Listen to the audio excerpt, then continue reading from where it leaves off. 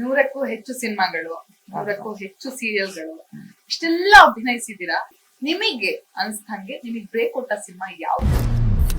ಅವಾರ್ಡ್ಗಿಂತ ನಮ್ಗೆ ಚಪ್ಪಾಳೆ ಮುಖ್ಯ. ರಾಜ್ಯೋತ್ಸವ ಪ್ರಶಸ್ತಿ ಬರ್ಬೇಕಾಗಿತ್ತು ನಿಮ್ಗೆ, ಇನ್ನು ಯಾಕೆ ಬರ್ಲಿಲ್ಲ? ಗುಬ್ಬಿ ವೀರಣ್ಣ ಪ್ರಶಸ್ತಿ ಬರ್ಬೇಕಾಗಿತ್ತು, ಯಾಕೆ ಬರ್ಲಿಲ್ಲ? 150 ರೂಪಾಯಿ ಸಂಬಳ ತಿಂಗಳಿಗೆ. ಕಂಪನಿ ಏನಾದ್ರು ಮಳೆ ಬಂದು ನಾಟಕಗಳು ಆಗ್ಲಿಲ್ಲ, ತೊಂದರೆ ಆಯ್ತು ಅಂತ ಅಂದ್ರೆ ಅದು ಇಲ್ಲ.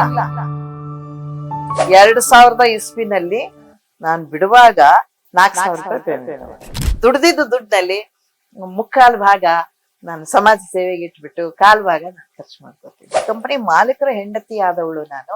ಇನ್ನೊಂದು ಕಂಪ್ನಿಲಿ ಹೋಗಿ ನಾನು ಪಾತ್ರ ಮಾಡಿ ಸಂಬಳ ತಕೊಳ್ಳೋದು, ನಾನು ಅದನ್ನೇ ಕೇಳ್ಕೊತಿರ್ವಿ. ನಾನು ಬಣ್ಣ ಹಚ್ಚಿ ಪಾತ್ರ ಮಾಡ್ತಿರುವಾಗ್ಲೇ ನಾ ಇಲ್ದಂಗ ಆಗ್ಬೇಕು. ವಿಜಯ ಕರ್ನಾಟಕ ವೆಬ್ನ ವೀಕ್ಷಕರಿಗೆ ನಮಸ್ತೆ. ಸೊ ನಮ್ಮ ಇವತ್ತಿನ ಮಹಿಳಾ ಸಾಧಕರು ವಿಶೇಷ ಕಾರ್ಯಕ್ರಮದಲ್ಲಿ ನನ್ನ ಜೊತೆ ಒಬ್ಬ ಸ್ಪೆಷಲ್ ವ್ಯಕ್ತಿ ಇದ್ದಾರೆ.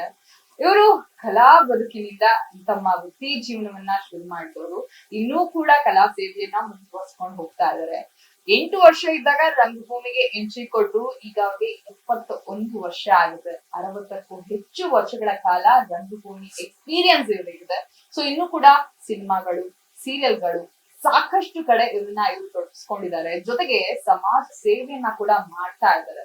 ವಿಷ್ಣು ಸರ್ ಇರ್ಬೋದು, ಸುದೀಪ್ ಸರ್ ಇರ್ಬೋದು, ಹಾಗೆ ದರ್ಶನ್ ಸರ್ ಇರ್ಬೋದು. ಸೊ ಈ ತರ ಸಾಕಷ್ಟು ಸ್ಟಾರ್ ನಟರಗಳ ಜೊತೆ ಇವರು ವರ್ಕ್ ಮಾಡಿದ್ದಾರೆ. ಸೊ ಅವ್ರ ಬೇರೆ ಯಾರು ಅಲ್ಲ, ಮಾಲತಿ ಶ್ರೀ ಅಮ್ಮ ಅವರು ಸುದೀಪ್ ನ ಜೊತೆ ಇದ್ದಾರೆ. ಒಂದು ಕಾರ್ಯಕ್ರಮಕ್ಕೆ ವೆಲ್ಕಮ್ ಮಾಡ್ಕೊಳ್ಳೋಣ. ಸಾಕಷ್ಟಿದೆ ಮಾತನಾಡ್ತಾ ಹೋಗೋಣ. ಅಮ್ಮ ನಮಸ್ತೆ. ನಮಸ್ತೆ. ನಮಸ್ತೆ. ತುಂಬಾ ಚೆನ್ನಾಗಿದ್ದೀರಾ. ಈಗ್ಲೂ ಕೂಡ 71 ಇಯರ್ಸ್ ನಿಮ್ಗೆ ಏಜ್ ಆಗಿದೆ ಅಂತಂದ್ರೆ ನಿಜವಾಗ್ಲೂ ನಂಬೋಕ್ಕಾಗಲ್ಲ. ಅಷ್ಟು ಎನರ್ಜೆಟಿಕ್. ಅಂದ್ರೆ ಯಾವ್ದೇ ಸಿನಿಮಾ ನೋಡಿದ್ರು ಪೋಷಕ ಪಾತ್ರದಲ್ಲಿ ನೀವು ಕಾಣಿಸ್ಕೊಂಡ್ರು ಕೂಡ ಅಷ್ಟೇ ಎನರ್ಜೆಟಿಕ್ ಆಗಿ ಅದನ್ನ ಹೇಗ್ ಕ್ಯಾರಿ ಮಾಡ್ತೀರಾ ಅಂತ ಹೇಳಿ ಒಂದು ಕುತೂಹಲ.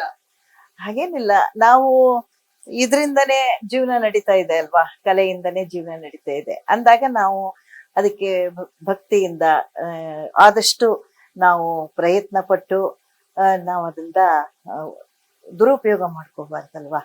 ಹೀಗಾಗಿ ಯಾವಾಗ್ಲೂ ಲವಲವಿಕೆಯಿಂದಾನೇ, ಎಂತಹ ಪಾತ್ರ ಇದ್ರು ಲವಲವಿಕೆಯಿಂದಾನೇ ಮಾಡ್ತಾ ಇರ್ತೀನಿ. ಯಾವಾಗ್ಲೂ ನಗ್ತಾ ಇರ್ತೀನಿ. ಜೀವನದಲ್ಲಿ ನೋವು ಅನ್ನೋದು ಇದ್ದೇ ಇರುತ್ತೆ. ಹಾಗಂತ ನಾವು ಅದನ್ನೇ ಯೋಚನೆ ಮಾಡ್ತಾ ಕೂತ್ಕೊಂಡ್ರೆ ಕಷ್ಟ ಆಗ್ತದೆ, ಆರೋಗ್ಯಕ್ಕೆ ಹೊಡೆತ ಬೀಳುತ್ತದಲ್ಲ. ಅದಕ್ಕೋಸ್ಕರ ಯಾವಾಗ್ಲೂ ನಗ್ನಾಗ್ತಾ ಇಟ್ಕೊಂಡ್ಬಿಡೋದು. ಇದು ಸೂಪರ್. ಅಂದ್ರೆ ಸಾಕಷ್ಟಿದೆ ಮಾತನಾಡೋದು. ಅದಕ್ಕಿಂತ ಮುಂಚೆ ನಾನು ಎಲ್ಲಿಂದ ಶುರು ಮಾಡ್ಬೇಕು ಅಂತ ನಂಗೆ ಗೊತ್ತಿರ್ಲಿಲ್ಲ. ಸೊ ಇದು ಒಂದು ಪುಸ್ತಕ, ನೀವ್ ಬರ್ದಿರುವಂತ ಪುಸ್ತಕ, ಆ ಒಂದು ಕ್ಷಣ, ಈಗ ಅಲ್ಲಿಂದಲೇ ಶುರು ಮಾಡೋಣ. ಆ ಕ್ಷಣ ಶುರುವಾಗಿದ್ದು ಹೇಗೆ, ಆ ಕ್ಷಣ ಹೇಗ್ ಹೋಗ್ತಾ ಇದೆ ಅನ್ನುವಂಥದ್ದು. ಅಂದ್ರೆ ಆ ಒಂದು ಕ್ಷಣ ನಾನು ಬರಿಬೇಕಾದ್ರೆ ನಿಮ್ಗೆಲ್ಲರಿಗೂ ಗೊತ್ತಿರೋ ಹಾಗೇನೆ ಕೊರೋನಾ ಟೈಮ್. ಆಗ ಒಬ್ಳೆ ಮನೆಯಲ್ಲಿ, ಯಾರು ಇರ್ಲಿಲ್ಲ. ಒಬ್ಳೆ ಇದ್ದಾಗ ಟಿವಿ ನೋಡ್ತಾ ಇರ್ತಿದ್ದೆ. ಅಲ್ಲಿ ಪರಿಸ್ಥಿತಿಗಳು, ಸಮಾಜದಲ್ಲಿ ಏನೇನ್ ನಡೀತಾ ಇದೆ ಪರಿಸ್ಥಿತಿಗಳು, ಎಷ್ಟು ಜನಗಳು ಕಷ್ಟಕ್ಕೆ ಸಿಕ್ಕಾಕೊಂಡಿದ್ದಾರೆ, ಎಷ್ಟು ಜನಗಳು ಒಬ್ಬೊಬ್ರೆ ಮನೆಯಲ್ಲಿದ್ದು ಅನುಭವಿಸ್ತಾ ಇದ್ದಾರೆ. ಇದನ್ನೆಲ್ಲ ನೋಡ್ತಾ ನೋಡ್ತಾ ನಮಗೂ ನಮ್ಮ ಜೀವನದ್ದೆಲ್ಲ ನೆನಪು ಬರ್ತಾ ಇತ್ತಲ್ಲ. ಹೀಗಾಗಿ ಅದನ್ನೆಲ್ಲ ಒಂದು ಸುಮ್ಮನೆ ಹಂಗೆ ಒಂದು ಡೈರಿನಲ್ಲಿ ಹಂಗೆ ಬರ್ತಾ ಹೋಗ್ತಿದ್ದೆ. ಆಗಿನ ಕಾಲದಲ್ಲಿ ಹೇಗಿತ್ತು, ಹೇಗ್ ಕಷ್ಟ ಪಡ್ತಿದ್ವಿ, ಹೇಗ್ ದುಡಿತಿದ್ವಿ. ಈಗೆಲ್ಲ ಸಿಟಿ ವಾತಾವರಣಕ್ಕೆ ಹೊಂದ್ಕೊಂಡ್ಬಿಟ್ಟು ಈಗ ಎಷ್ಟೋ ಜನ ಆ ಕಡೆ ಉತ್ತರ ಕರ್ನಾಟಕದಿಂದ, ಹಳ್ಳಿಗಳಿಂದ ಒಂದು ಈ ಬೆಂಗಳೂರಿನಲ್ಲಿ ಕೆಲಸ ಮಾಡ್ತಾ ಇರ್ತಾರೆ. ಈ ಬೆಂಗಳೂರು ಅನ್ನ ಕೊಡ್ತಾ ಇದೆ ಎಲ್ರಿಗೂ. ಹೀಗಾಗಿ ಎಲ್ಲರೂ ಇಲ್ಲೇ ಬಂದಿರ್ತಾರೆ. ತಂದೆ ತಾಯಿಗಳೆಲ್ಲ ಪಾಪ ಹಳ್ಳಿನಲ್ಲಿ ಒಂದು ವಯಸ್ಸಾದಂತವ್ರು ಅಲ್ಲಿರ್ತಾರೆ. ಆಮೇಲೆ ಕೊರೋನಾ ಬಂದಾಗ ಅಲ್ಲಿ ಯಾರಿಗೂ ಹೋಗಕ್ಕೆ ಬಸ್ಗಳಿಲ್ಲ, ಇಲ್ಲಿ ದುಡಿಮೆ ಇಲ್ಲ, ತುಂಬಾ ಜನ ಹುಡುಗರಿಗೆ ಇರೋಕ್ ಮನೇನೂ ಇಲ್ಲ. ಇಂತಹ ಪರಿಸ್ಥಿತಿಗಳನ್ನೆಲ್ಲ ನೋಡ್ತಾ ನೋಡ್ತಾ ಏನೋ ಎಲ್ಲ ಬರ್ಕೊಂತ ಹೋದೆ. ಅವಾಗ ನಮ್ಮ ಹುಡುಗರು ನೋಡ್ಬಿಟ್ಟು, ಚೆನ್ನಾಗಿದೆ ಅಮ್ಮ, ಇದನ್ನ ಪುಸ್ತಕ ಮಾಡೋಣ ಅಂದ್ರು. ಏಪ್ಪ, ನಾನೇನ್ ದೊಡ್ಡ ಕವಿ ಎಲ್ಲ ಏನಿಲ್ಲ, ಸುಮ್ನೆ ಏನೋ ಅದನ್ನ ನೆನಪಿಂದ ಬರ್ತಾ ಹೋಗಿದ್ದೀನಿ. ಈಗ ಅದನ್ನು ಪುಸ್ತಕ ಮಾಡೋದು ಓದೋಬೇಕಲ್ಲಪ್ಪ ಅಂತ. ಇಲ್ಲಮ್ಮ, ನಿಮ್ಗೆ ಗೊತ್ತಿಲ್ಲ, ನಿಮ್ಗೆ ಏನ್ ಅನ್ಸಿದ್ದನ್ನೇ ನೀವು ಬರ್ಕೊಂತ ಹೋಗಿದ್ದೀರಿ ಅಷ್ಟೇ, ಅದ್ರಲ್ಲಿ ಎಷ್ಟು ವಿಷಯಗಳು ತಿಳ್ಕೊಳ್ಳೋಂಥದ್ದಿದೆ ಅಂತ ಹೇಳಿ ಅದನ್ನ ಬುಕ್ ಮಾಡಿದ್ರು. ಈಗ ಆ ಬುಕ್ ನ ನೋಡಿದ್ವಿ, ಓದಿದ್ವಿ. ತುಂಬಾ ಇಂಟ್ರೆಸ್ಟಿಂಗ್. ಅಂದ್ರೆ ಕವರ್ ಪೇಜ್ ಅಲ್ಲಿ ತುಂಬಾ ಇಂಟ್ರೆಸ್ಟಿಂಗ್ ಆಗಿದೆ. ನಿಮ್ಮ ಹಾಗೂ ಸುದೀಪ್ ಅವರ ಫೋಟೋ ಇರುವಂತ ಕವರ್ ಪೇಜ್ ಅದು. ಸೊ ಅದು ಹೇಗೆ ಹೊಳ್ದಿದ್ದು ಅಂಡ್ ಯಾಕೆ ಪರ್ಟಿಕ್ಯುಲರ್ ಆಗಿ ಸುದೀಪ್ ಅವ್ರ ಜೊತೆ ನೀವಿರುವಂತ ಆ ಫೋಟೋನೇ. ಇಲ್ಲ, ಆ ಫೋಟೋ ಅಂತ ಅಂದ್ರೆ ನಾನು ಮೊದ್ಲೇ ಮೈ ಆಟೋಗ್ರಾಫ್ ನಲ್ಲಿ ಅವ್ರ ಜೊತೆನಲ್ಲಿ ಅವ್ರ ತಾಯಿ ಪಾತ್ರನ ಮಾಡಿದ್ದೆ. ಅವ್ರ ಅಮ್ಮನು ನನಗೆ ತುಂಬಾನೇ ಪ್ರೀತಿಯಿಂದ ಕಾಣ್ತಿದ್ರು. ಆ ಶೂಟಿಂಗ್ ಹೋದಾಗೆಲ್ಲ ನನ್ನ ತುಂಬಾ ಕಾಳಜಿಯಿಂದ ನೋಡ್ಕೊಳ್ಳೋದು, ತುಂಬಾ ಪ್ರೀತಿಯಿಂದ ನೋಡ್ತಾ ಇದ್ರು. ಅಮ್ಮ, ಅವರಪ್ಪ ಎಲ್ಲರನ್ನು ಅಷ್ಟೇ ತುಂಬಾ ಹಚ್ಕೊಂಡಿದ್ರು. ಆದ್ರೆ ಆ ಕೊರೋನಾ ಟೈಮ್ ನಲ್ಲಿ ಏನಾಯ್ತಂದ್ರೆ ನಾನು ಒಬ್ಳೇ ಇದ್ದೀನಿ ಮನೆಯಲ್ಲಿ. ಯಾರು ಹೊರಗಡೆ ಹೋಗಿ ಏನಾದ್ರೂ ನನಗ್ ಬೇಕಾದ್ರೆ ತಂದ್ಕೊಡೋರು ಯಾರು ಇಲ್ಲ. ಇನ್ನು ವಯಸ್ಸಾದವ್ರಂತೂ ಹೊರಗಡೆ ಹೋಗೋ ಹಂಗೆ ಇಲ್ಲ. ಈ ಕಡೆ ಕೆಲ್ಸನೂ ಇಲ್ಲ ನಮ್ದು. ಮನೇಲೆ ಕೂತಿರ್ಬೇಕಾದ್ರೆ ಈ ವಿಷಯ ಅವ್ರಿಗೆ ಗೊತ್ತಾಗಿದೆ. ಗೊತ್ತಾಗಿ ಏನ್ ಮಾಡಿದಾರೆ, ತುಂಬಾ ನನ್ನ ಅಡ್ರೆಸ್ ಇದನ್ನ ತಿಳ್ಕೊಂಡು ತುಂಬಾ ಮನೆಗಾಗುವಷ್ಟು ಸಾಮಾನುಗಳನ್ನ ಕಳ್ಸಿದ್ರು. ಒಂದು ಎಣಿಕೆ ಮಾಡಿದ್ರೆ ಒಂದು 40 ಸಾಮಾನು, ಅಂದ್ರೆ ಬರೀ ಅಡಿಗೆ ಪದಾರ್ಥ. ಒಟ್ನಲ್ಲಿ ನನ್ಗೆ ಆಹಾರಕ್ಕೆ ತೊಂದರೆ ಆಗಿರ್ಬಾರ್ದು. ಅಡಿಗೆ ಪದಾರ್ಥಗಳೆಲ್ಲ, ಒಂದು ಈರುಳ್ಳಿ, ಬೆಳ್ಳುಳ್ಳಿ, ಕೊತ್ತಂಬರಿ ಸೊಪ್ಪು, ಕರಿಬೇವಿನ ಸೊಪ್ಪು, ಪ್ರತಿ ಒಂದು ಅಡಿಗೆಗೆ ಏನ್ ಬೇಕು, ಸಾಸಿವೆ, ಎಣ್ಣೆ, ಪ್ರತಿ ಒಂದುನುವೆ ಒಂದು ಕಾರ್ದಲ್ಲಿ ಇಟ್ಟು ಕೊಟ್ಟು ಕಳ್ಸಿದ್ರು. ನನ್ಗೆ ಅವಾಗ ಒಂಥರ ಸಂತೋಷದ ಕಣ್ಣೀರು ಬರ್ತದೆ ಆ ಟೈಮ್ ನಲ್ಲಿ. ಏನಪ್ಪ ಅಂತಂದ್ರೆ ಇದು ಅವ್ರಿಗೆ ಬೇಕಾಗಿತ್ತಾ? ನಮ್ ಕಡೆ ಗಮನ ಕೊಡೋದು ಅವ್ರಿಗೆ ಬೇಕಾಗಿತ್ತಾ? ವಿಷಯ ತಿಳಿದ ಕೂಡ್ಲೆ ಅವ್ರ ಮನಸ್ಸು ಎಷ್ಟು ಮೃದು ಅನ್ನೋದು ನನ್ಗೆ ಬಹಳ ಇಷ್ಟ ಆಯ್ತು. ಒಂಟಿ ಇದಾರೆ, ಅವ್ರಿಗೆ ಯಾರು ತಂದ್ಕೊಡೋರಿಲ್ಲ ಅಂತ ಹೇಳಿ ಇಷ್ಟು ಕಳ್ಸ್ಕೊಟ್ಟಿದಾರಲ್ಲ, ಅನ್ನದಾತ ಅಲ್ವಾ? ಕಷ್ಟದಲ್ಲಿ ಇರೋರ್ಗೆ ಒಂದು ಇರುವೆಗ್ ಸಹಿತ ಒಂದಿಷ್ಟು ಅಕ್ಕಿ ಹಾಕಿದ್ರೆ ಅದಕ್ಕೆ ಎಷ್ಟೋ ಜೀವ ಕೊಟ್ಟಂಗ ಆಗುತ್ತಲ್ವಾ? ಹಾಗಾಗಿ ಖುಷಿ ಆಯ್ತು. ಆಮೇಲೆ ಇನ್ನೂ ಒಂದ್ ಮಾತು ಹೇಳಿದ್ರು ಅವರು, ತುಂಬಾ ಉಪಕಾರ ಆಯ್ತು ನೀವು ಕಳಿಸಿದ್ದು ಅಂತ ಅಂದಾಗ, ನಮ್ಮ ಹತ್ರ ಸಾಕಷ್ಟು ದುಡ್ಡು ಇರ್ಬೋದು, ತಂದ್ಕೊಡೋರು ಬೇಕಲ್ಲ, ಯಾರು ಇಲ್ಲ. ಯಾರು ಎಲ್ಲಾರ ಮನೇನು ಚಿಲ್ಕ ಬೀಗ, ಯಾರು ತೆಗಿಯಂಗಿಲ್ಲ ಚಿಲ್ಕ, ಆತರ. ಅದಕ್ಕೆ ತುಂಬಾ ಸಂತೋಷ ಆಯ್ತು ನೀವು ಕಳಿಸ್ಕೊಟ್ಟಿದ್ದು ಅಂತ. ಅದಕ್ಕೆ ಇದು ಇಷ್ಟಕ್ಕೆ ಮುಗಿಯಲ್ಲ, ಕೊರೋನಾ ಇನ್ನೂ ಮುಂದುವರಿಯುತ್ತೆ. ಇದೊಂದ್ ತಿಂಗಳು 15 ದಿವಸ ಅನ್ನೋ ಹಾಗಿಲ್ಲ. ಅಮ್ಮನಿಗೆ ಏನೇ ಕಷ್ಟ ಆಗ್ಲಿ, ಏನೇ ತೊಂದ್ರೆ ಇದ್ರು ನನಗೆ ತಿಳ್ಸಕ್ ಹೇಳ್ರಿ, ನಾನ್ ಇದೀನಿ, ಅವ್ರಿಗೆ ಧೈರ್ಯ ಹೇಳಿ ಬನ್ನಿ ಅಂತ ವಾಯ್ಸ್ ಮೆಸೇಜ್ ಹಾಕಿದ್ರು ಅವ್ರಿಗೆ. ನನಗೇನ್ ಸಾಮಾನ್ ತಂದು ಕೊಟ್ರಲ್ಲ ಅವ್ರಿಗೆ. ಹಿಂಗಾಗಿ ನನ್ಗೆ ಇದಾಯ್ತು. ಆಮೇಲೆ ಒಂದ್ಸಲ ಅವ್ರದ್ದು ಫೋಟೋ ಈ ಪುಸ್ತಕದಲ್ಲಿ ಬರ್ದಿದ್ದಕ್ಕೆ ಒಂದ್ ಮೇಲ್ ಇದು ಏನ ಹಾಕೋಣ ಅಂತ ಅಂದ್ರೆ ಸುದೀಪ್ ಅವ್ರ ಫೋಟೋ ಅಂತ. ಯಾಕಂದ್ರೆ ಆ ಟೈಮ್ ನಲ್ಲಿ ನನ್ನನ್ನ ಗುರ್ತಿಸಿ ಕಳ್ಸಿಕೊಟ್ಟಿದ್ದಾರೆ. ಇಲ್ಲಿ ತುಂಬಾ ಜನ ಕೊಟ್ಟಿದ್ದಾರೆ, ಆ ಟೈಮ್ ನಲ್ಲಿ ತುಂಬಾ ಜನ ಕೊಟ್ಟಿದ್ದಾರೆ. ಆದ್ರೆ ಒಬ್ಬ ಕಲಾವಿದರಿಗೆ ಗುರ್ತಿಸಿ ಒಂದು ತಾಯಿಯ ಒಂದು ಇದನ್ನ ಇಟ್ಕೊಂಡು, ತಾಯಿಯ ಸ್ಥಾನ ಕೊಟ್ಟು ಅವರು ಇದ್ ಮಾಡಿದ್ರಲ್ಲ, ತುಂಬಾ ಸಂತೋಷ ಆಯ್ತು ಅದಕ್ಕೆ. ಅದಕ್ಕೋಸ್ಕರ ಆ ಫೋಟೋ. ಏನು ಅಂದ್ರೆ ಖುಷಿ ವಿಚಾರ ಏನಂತಂದ್ರೆ, ನೀವು ಆ ಬುಕ್ ನ ಅವರಿಗೆ ತಲುಪಿಸೋದಕ್ಕೆ ಅಂತ ಹೋಗ್ತೀರಿ. ಹಾಗೆ ದಿನ ಹೇಗಿತ್ತು ಅಂಡ್ ಅವ್ರ ರೆಸ್ಪಾನ್ಸ್ ಹೇಗಿತ್ತು? ಲೈಕ್ ಬುಕ್ ಅನ್ನ ಈಸ್ಕೊಂಡ್ರು? ಇಲ್ಲ, ತುಂಬಾ ಚೆನ್ನಾಗ. ಇಲ್ಲ, ನಾನು ಫಸ್ಟ್ ಅವ್ರಿಗೆ ಬುಕ್ ರೆಡಿ ಆದಾಗ್ಲೇನೆ ಅದನ್ನ ಕೊಡ್ಬೇಕು. ಆದ್ರೆ ಫೋಟೋ ಇಬ್ರು ಜೊತೆನಲ್ಲೇ ನಿಂತು ಫೋಟೋ ತೆಗಿಸ್ಬೇಕು ಅಂತ ಅನ್ಬಿಟ್ಟು ಅವ್ರ ಅಮ್ಮನಿಗೆ ಫೋನ್ ಮಾಡ್ದೆ. ಅವ್ರನ್ನ ಯಾರ ನಂಬರ್ ನಾನು ಇಟ್ಕೊಂಡಿರಲ್ಲ, ದೊಡ್ಡ ಆರ್ಟಿಸ್ಟ್ ನಂಬರ್ ಇಟ್ಕೊಳಲ್ಲ. ಯಾಕೆ ಅಂತ ಅಂದ್ರೆ ನನ್ಗೇನೋ ಒಂಥರ ಮುಜುಗರ ಅವ್ರಗಳಿಗೆ ಫೋನ್ ಮಾಡ್ಬೇಕಂದ್ರೆ. ಯಾಕೆ ಅಂತ ಅಂದ್ರೆ ನಾನ್ ಏನಾದ್ರು ಫೋನ್ ಮಾಡಿದ ಕೂಡ್ಲೆ ಚಾನ್ಸ್ ಕೊಡಿಸ್ಲಿ ಅಂತ ತಿಳ್ಕೊಂಡ್ ಫೋನ್ ಮಾಡ್ತಾ ಇದಾರೇನೋ ಅನ್ನೋ ಭಾವನೆಗಳು ಅವ್ರಿಗೆ ಬರ್ಬಾರ್ದು. ಯಾಕಂದ್ರೆ ಅವ್ರಿಗೆ ತೊಂದ್ರೆನೂ ಕೊಡಬಾರ್ದು ನಾವು ಮಧ್ಯೆ ಫೋನ್ ಮಾಡಿ. ಅವ್ರು ಏನೇನ್ ಬಿಸಿ ಇರ್ತಾರೋ, ಎಲ್ಲಿ ಶೂಟಿಂಗ್ ನಲ್ಲಿ ಇರ್ತಾರೋ, ಯಾರೋ ಅವ್ರ ಅಸಿಸ್ಟೆಂಟ್ ಎತ್ ಮಾತಾಡ್ತಾರೆ, ಉಪಯೋಗ ಆಗಲ್ಲ ಅದೆಲ್ಲ. ಹಂಗಾಗಿ ನಾನು ಫೋನ್ ನಂಬರು ಇಟ್ಕೊಂಡಿಲ್ಲ, ನಾನು ಫೋನು ಮಾಡಲ್ಲ. ಅಮ್ಮನ ಮನೇದ್ ಮಾತ್ರ ಫೋನ್ ಇತ್ತು. ಅವ್ರು ಫೋನ್ ಮಾಡಿದಾಗ ಅಮ್ಮ ಚೆನ್ನಾಗಿ ಮಾತಾಡಿದ್ರು. ಮಾತಾಡಿ, ಅಮ್ಮ ಒಂದ್ ಫೋಟೋ ಬೇಕಾಗಿತ್ತು ಸುದೀಪ್ ಅಣ್ಣವ್ರ ಜೊತೆನಲ್ಲಿ ಅಂತ ಅಂದ್ರು. ಅದಕ್ಕೆ ಅವರು, ಅಮ್ಮ ಅವ್ರಿಗೆ ಜ್ವರ ಬಂದ್ಬಿಟ್ಟಿದೆ, ಹಿಂಗಾಗಿ ಯಾರತ್ರನು ಮಾತಾಡ್ತಾ ಇಲ್ಲ ಅಂತ. ಕೊರೋನಾ ಟೈಮೇ ಅಲ್ವಾ ಅದು ಅವಾಗ ಅಂತ ಅಂದಾಗ ಸರಿ ಅನ್ಬಿಟ್ಟು ನಾನು ಸುಮ್ಮನಾಗ್ಬಿಟ್ಟೆ, ಏನ್ ಮಾಡೋದು ಅಂತ. ಆದ್ರೆ ಅದನ್ನ ಆಸೆ ಪಟ್ಟಿದ್ನಲ್ಲ ಅಂತ ಆ ಫೋಟೋ ಜೊತೆಗೆ ನಂದು ಫೋಟೋ ಹಾಕಿ ಅದನ್ನ ಮ್ಯಾನೇಜ್ ಮಾಡಿದ್ರು. ಆಮೇಲೆ ಅದನ್ನ ಕೊಡಕ್ ಆಗಿರ್ಲಿಲ್ವಲ್ಲ. ಆನಂತರ ಮತ್ತೆ ಅಮ್ಮ ತೀರ್ಕೊಂಡಾಗ್ಲೂ ನನ್ಗೆ ಕಂಟಿನ್ಯೂ ಶೂಟಿಂಗು ಹಿಂಗಾಗ್ಬಿಟ್ಟಿತ್ತು. ಆಮೇಲೆ ನಾನು ಅಂದಿದ್ದೆ, ನಮ್ಮ ರವಿ ಸಾಸ್ನೂರ್ ಅಂತ ಇದ್ದಾರೆ, ಆ ಹುಡುಗ ಅಂದಿದ್ದೆ, ನಾನು ಅವ್ರಿಗೆ ಪುಸ್ತಕ ಕೊಡಕ್ ಆಗ್ಲಿಲ್ಲ, ಅಮ್ಮನ್ನು ಹೋಗಿ ನೋಡ್ಕೊಂಡ್ ಮಾತಾಡ್ಸ್ಕೊಂಡ್ ಬರಕ್ ಆಗ್ಲಿಲ್ಲ ಅಂದ್ಬಿಟ್ಟು ಒಂದ್ಸಲ ಹೋದೆ. ಹೂವಿನಾರ, ಬುಕ್ಕು ಎಲ್ಲ ತಗೊಂಡ್ ಹೋದೆ. ಆದ್ರೆ ಅಲ್ಲಿ ಯಾರನ್ನೂ ಬಿಡ್ಬೇಡ ಅಂತ ಅವ್ರು ಹೇಳಿದ್ರಂತೆ. ಅಮ್ಮ ತೀರ್ಕೊಂಡಿದ್ದು ಒಂದು ದುಃಖ ಇರುತ್ತಲ್ಲ, ಹಾಗಾಗಿ ಆ ಮನುಷ್ಯನ್ಗೆ ಕನ್ನಡನೂ ಬರಲ್ಲ, ನನಗೆ ಹಿಂದಿ ಬರಲ್ಲ, ಏನಿಲ್ಲ, ಅವ್ರ ಒಳಗ್ ಬಿಡ್ಲಿಲ್ಲ. ಹಿಂಗಾಗಿ ವಾಪಸ್ ಬಂದ್ಬಿಟ್ಟಿದ್ದೆ. ಆ ವಿಷಯ ಎಲ್ಲ ಗೊತ್ತಿತ್ತಲ್ಲ ನಮ್ಮ ರವಿಗೆ. ಅವಾಗ ಪ್ರೆಸ್ ಮೀಟ್ ಇದೆ ಅಮ್ಮ, ಹೋಗ್ತಾ ಇದ್ದೀನಿ ಅವ್ರನ್ನ ಭೇಟಿ ಆಗಕ್ಕೆ ಅಂತ ಅಂದ. ಮತ್ತೆ ಹಿಂಗಪ್ಪ ಮಾಡುದು, ಬನ್ನಿ ನೋಡೋಣ. ಹೋದೆ. ಹೋಗಿ ಎಲ್ಲ ಪ್ರೆಸ್ ಮೀಟ್ ಎಲ್ಲ ಯಾರ್ಯಾರಿದ್ರು ಎಲ್ಲರ ಜೊತೆನಲ್ಲಿ ಕೂತಿದ್ದೆ ನಾನು ಒಂದ್ ಕಡೆ.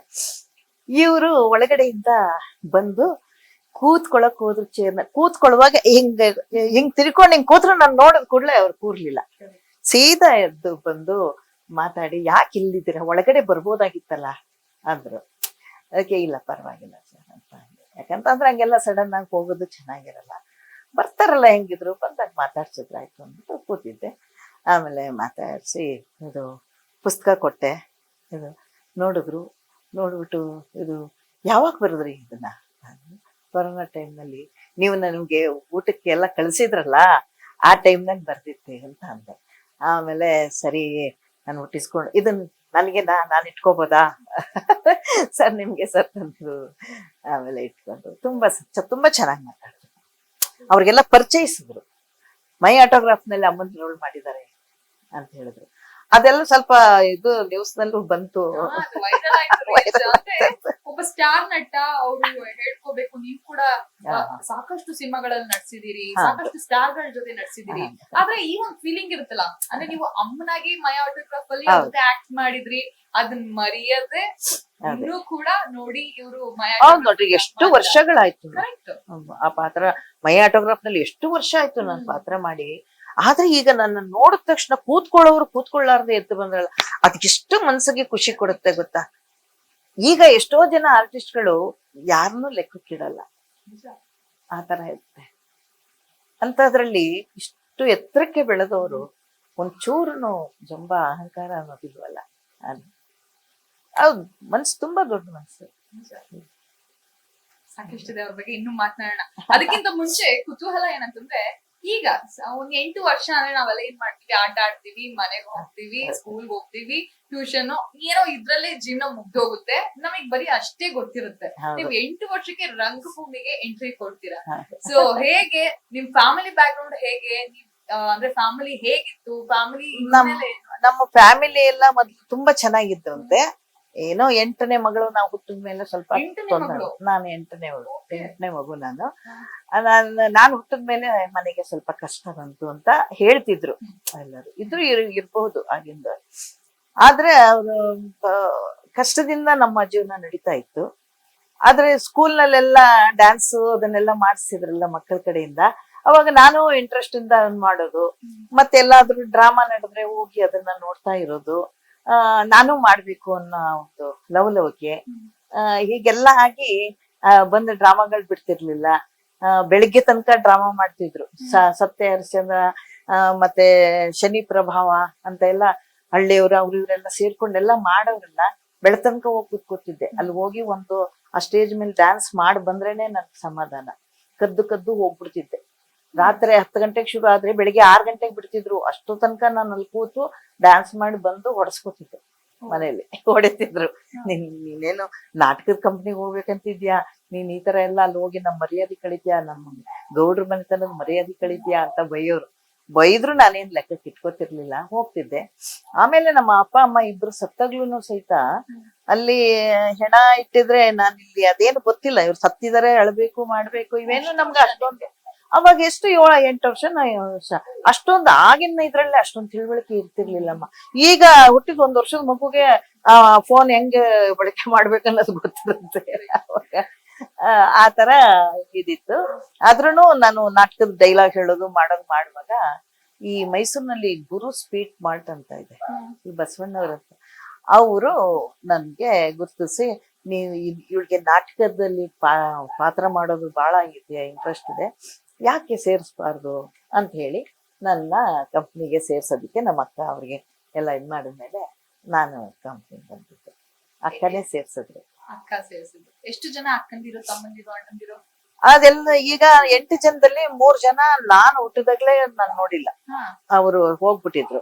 5 ಜನ ಇದ್ವಿ. 4 ಜನ ಹೆಣ್ಮಕ್ಳು, ಒಬ್ಬ ಗಂಡ್ ಮಗ ಇದ್ದ. ಈಗ ಸದ್ಯದಲ್ಲಿ ಈಗ ಇನ್ನು ಒಬ್ರು ಅಕ್ಕ ಇದ್ದಾರೆ.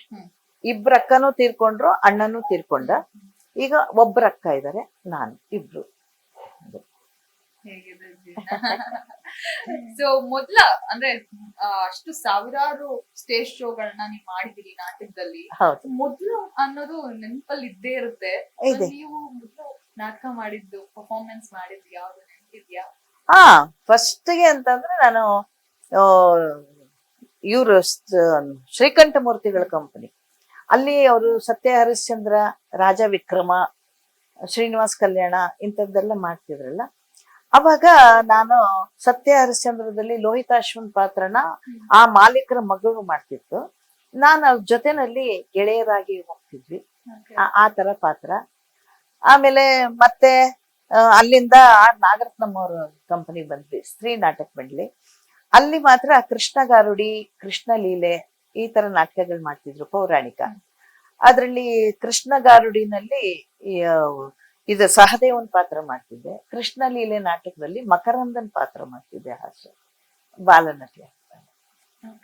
ಅಂದ್ರೆ ಈಗ ನೀವೇ ಹೇಳಿದ್ರಿ, ನೀವ್ ನಾಟಕ ಅದು ಇದು ಎಲ್ಲ ನೋಡಕ್ ಹೋದಾಗ ಅಪ್ಪ ಅಮ್ಮ ಬೈತಾ ಇದ್ರು ಅಂತ ಎಲ್ಲ ಹೇಳ್ಬಿಟ್ಟು. ಸೊ ಆಗೆಲ್ಲ ಅದಿದ್ದೇ ಇತ್ತು, ಆಗ್ಬೇಕು, ಆಕ್ಟರ್ ಆಗ್ಬೇಕು. ಅವಾಗೆಲ್ಲ ಹೆಣ್ಮಕ್ಳು ಪಾತ್ರಗಳು ಮಾಡ್ತಿರ್ಲಿಲ್ಲ, ಗಂಡ್ ಮಕ್ಳೇ ಹೆಚ್ಚು ಪಾತ್ರಗಳು ಮಾಡ್ತಿದ್ರು. ಗಂಡ್ ಮಕ್ಳೇ ಸ್ತ್ರೀ ಪಾತ್ರ ಮಾಡ್ತಾ ಇದ್ರು. ಅವಾಗ ಹೆಣ್ಮಕ್ಳು ಯಾರು ಇರ್ತಿರ್ಲಿಲ್ಲ. ಆತರ ಪಾತ್ರ ಮಾಡಿದ್ರೆ ಅವರು ಒಳ್ಳೆ ಸಂಸ್ಕಾರದಲ್ಲಿ ಇದ್ದವರಲ್ಲ ಅನ್ನೋ ಒಂದು ಅಪವಾದ ಕೊಡ್ತಿದ್ರು ಅವಾಗ. ಇವಾಗ ಬಿಡಿ, ಮನೆ ಮನೆಯಲ್ಲೂ ಕಲಾವಿದರಿದ್ದಾರೆ, ಪ್ರತಿ ಒಂದ್ ಮನೆಯಲ್ಲೂ ಕಲಾವಿದರೆ.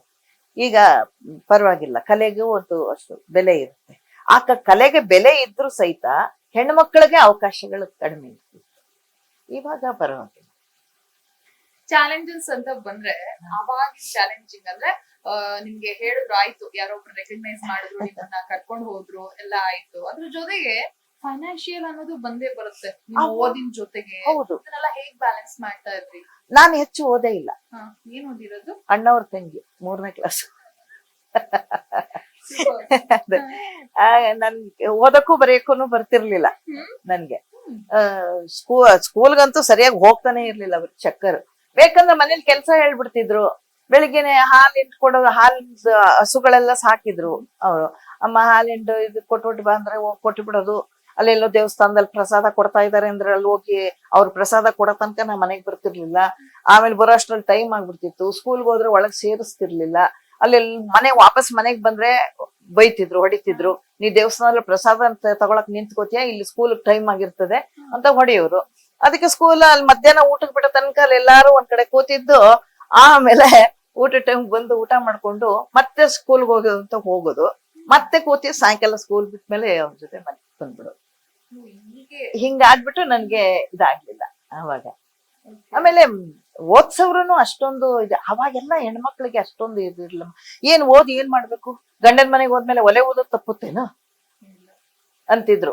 ಆಮೇಲೆ ಒಂದು ಸಹಿ ಮಾಡಕ್ಕಾರು ಬರೋಷ್ಟು, ಒಂದು ಎಲ್ಲಿಂದ ಲೆಟರ್ಗಳು ಬಂದ್ರೆ ಓದಕ್ ಬರೋಷ್ಟಾರು ಕಲಿಸ್ಬೇಕು ಅನ್ನೋದು ಆಮೇಲೆ ಇದಾಯ್ತು. ಹಾಗಾಗಿ ನಾನು ಇಲ್ಲಿ ಕಲೀಲಿಲ್ಲ. ಕಂಪನಿಗೆ ಹೋದಾಗ ನನ್ಗೆ ಓದಕ್ಕೆ ಸ್ಕ್ರಿಪ್ಟ್ ಕೊಡ್ತಿದ್ರಲ್ಲ, ಆ ಟೈಮ್ನಲ್ಲಿ ನನ್ಗೆ ಸರಿಯಾಗಿ ಅಕ್ಷರಗಳು ಕೂಡ್ಸಿ ಓದಕ್ ಬರ್ತಿರ್ಲಿಲ್ಲ. ಆಮೇಲೆ ಕಲ್ತೆ, ಓದದ್ದು ಕಲ್ತೆ. ಅಲ್ಲಿ ತನಕ ಬರೀ ನೆನ್ಪಿನ ಶಕ್ತಿನಲ್ಲೇ ಪಾತ್ರ ಮಾಡ್ತಾ ಇದ್ದೆ. ಅವ್ರು ಹೇಳ್ಕೊಟ್ಟಿದ್ದನ್ನೆಲ್ಲ ತಲೆಯಲ್ಲಿ ಇಟ್ಕೊಂಡು ನೆನ್ಪಿಟ್ಕೊಂಡು ಪಾತ್ರ ಮಾಡ್ತಿದ್ದೆ. ಆಮೇಲೆ ಅಕ್ಷರ ಕೂಡ್ಸಿ ಓದಿ ಆಮೇಲೆ ಓದೋದು ಶುರು ಮಾಡಿದ್ದು. ಇಂಟ್ರೆಸ್ಟಿಂಗ್ ಆಗಿದೆ ನಿಮ್ ಕಥೆ. ಮೈಸೂರಿನ ದಿನಗಳ ಬಗ್ಗೆ ಹೇಳಿ, ಹೇಗಿತ್ತು ನಿಮ್ ಬಾಲ್ಯ? ಅಂದ್ರೆ ಹೇಳಿದ್ರಿ ಒಂದಷ್ಟು, ಬಟ್ ಹೇಗಿದ್ವು ಆ ದಿನಗಳು? ಆ ದಿನಗಳಲ್ಲಂದ್ರೆ ಹೆಣ್ಮಕ್ಳಿಗೆ ಏನು ಸ್ವಾತಂತ್ರ್ಯ ಇರ್ಲಿಲ್ಲಮ್ಮ. ಅವಾಗ ಮನೆಯಲ್ಲಿ ನಾವು ಸಣ್ಣವ್ರಿದ್ರು ಸಹಿತ ನಮ್ಗೇನು ತಿಳುವಳಿಕೆ ಇರ್ಲಿಲ್ಲ. ಸಣ್ಣವ್ರಿದ್ರು ಸಹಿತ ಅಲ್ಲಿ ಹೊರಗಡೆ ನಿಂತ್ಕೋಬಾರ್ದು, ಸಂಜೆ ತಲೆ ಬಾಚಬಾರ್ದು, ಮತ್ತೆ ಸೀರೆ ಉಟ್ಕೊಳಂಗಾದಾಗ ಮೈ ತುಂಬಾ ಸೆರಗ ಹಾಕೊಂಡಿರ್ಬೇಕು. ಹೊರಗಡೆ ಒಬ್ಬೊಬ್ಬರನ್ನ ಕಳಿಸ್ತಿರ್ಲಿಲ್ಲ. ಇದೆಲ್ಲ ಭಾರಿ ಒಂದು ಚೌಕಟ್ಟಿನಲ್ಲಿ ನಾವು ಜೀವನ ಮಾಡೋ ಹಂಗಿರ್ತಿತ್ತು ಆತರ. ಮತ್ತೆ ಈ ತರ ಡ್ರೆಸ್, ಈಗಿನ ಡ್ರೆಸ್ಗಳಂತೂ ಅವಾಗ ಇರ್ಲಿಲ್ಲ. ನಾವು ಸಣ್ಣ ಇದ್ದಾಗ ಪಂಜಾಬಿ ಡ್ರೆಸ್ ಇತ್ತು, ಅದು ಲಂಗ ದೌಣಿ, ಲಂಗ ಬ್ಲೌಸು, 2 ಜಡೆ, ಚೆನ್ನಾಗಿ ಎಣ್ಣೆ ಒತ್ಬಿಟ್ಟು ಹರಳೆಣ್ಣೆ ಹಚ್ಬಿಟ್ಟು ಬಾಚಿ ಜಡೆ ಹಾಕ್ಬಿಡೋರು. ಅವಾಗಿಂದೆಲ್ಲ ಇವಾಗ ನಡೆಯಲ್ಲ ಅವಾಗಿಂದೆಲ್ಲ. ಆದ್ರೆ ನಮ್ಗೇನು ಅಂದ್ರೆ ಆಗಿನ ಟೈಮ್ನಲ್ಲಿ ನಾವು ಏನು ಹಿರಿಯರ ಜೊತೆಲಿ ಇದ್ವಿ ಅದನ್ನ ಒಂದ್ ಸ್ವಲ್ಪ ನಾವು ಉಳಿಸ್ಕೊಂಡು ಬಂದಿದೀವಿ. ಸೂಪರ್. ಅಂದ್ರೆ ಈಗ ರಂಗಭೂಮಿಯಿಂದ ಶುರು ಮಾಡಿದ್ರಿ, ಇಲ್ಲ ನಂಗೆ ಕಲಾವಿದೆ ನಟಿ ಆರ್ಟಿಸ್ಟ್ ಆಗ್ಲೇಬೇಕು ಅಂತ ಹೇಳ್ಬಿಟ್ಟು ಆ ಪಟ್ಟು ಇತ್ತು ನಿಮ್ಮಲ್ಲಿ. ಹೌದು. ಸಿನಿಮಾಗೆ ಎಂಟ್ರಿ ಆಗಿದ್ ಯಾವಾಗ ಅಂತ? ನಾನ್ ಎಷ್ಟನೇ ವರ್ಷ ನಿಮ್ಗೆ ಆಗ? ನಾನು 2000ದಲ್ಲಿ ಬಂದಿದ್ದು ಕಂಪನಿಯಿಂದ ಈ ಕಡೆಗೆ. ಹ್ಮ್. ಅಲ್ಲಿ ತನಕ ಸಿನಿಮಾ ಸೀರಿಯಲ್ ಏನು ಇರ್ಲಿಲ್ಲ, ಬರೀ ಡ್ರಾಮಾದಲ್ಲೇ. ಆದ್ರೆ ಹಠ ಮಾತ್ರ ಇತ್ತು.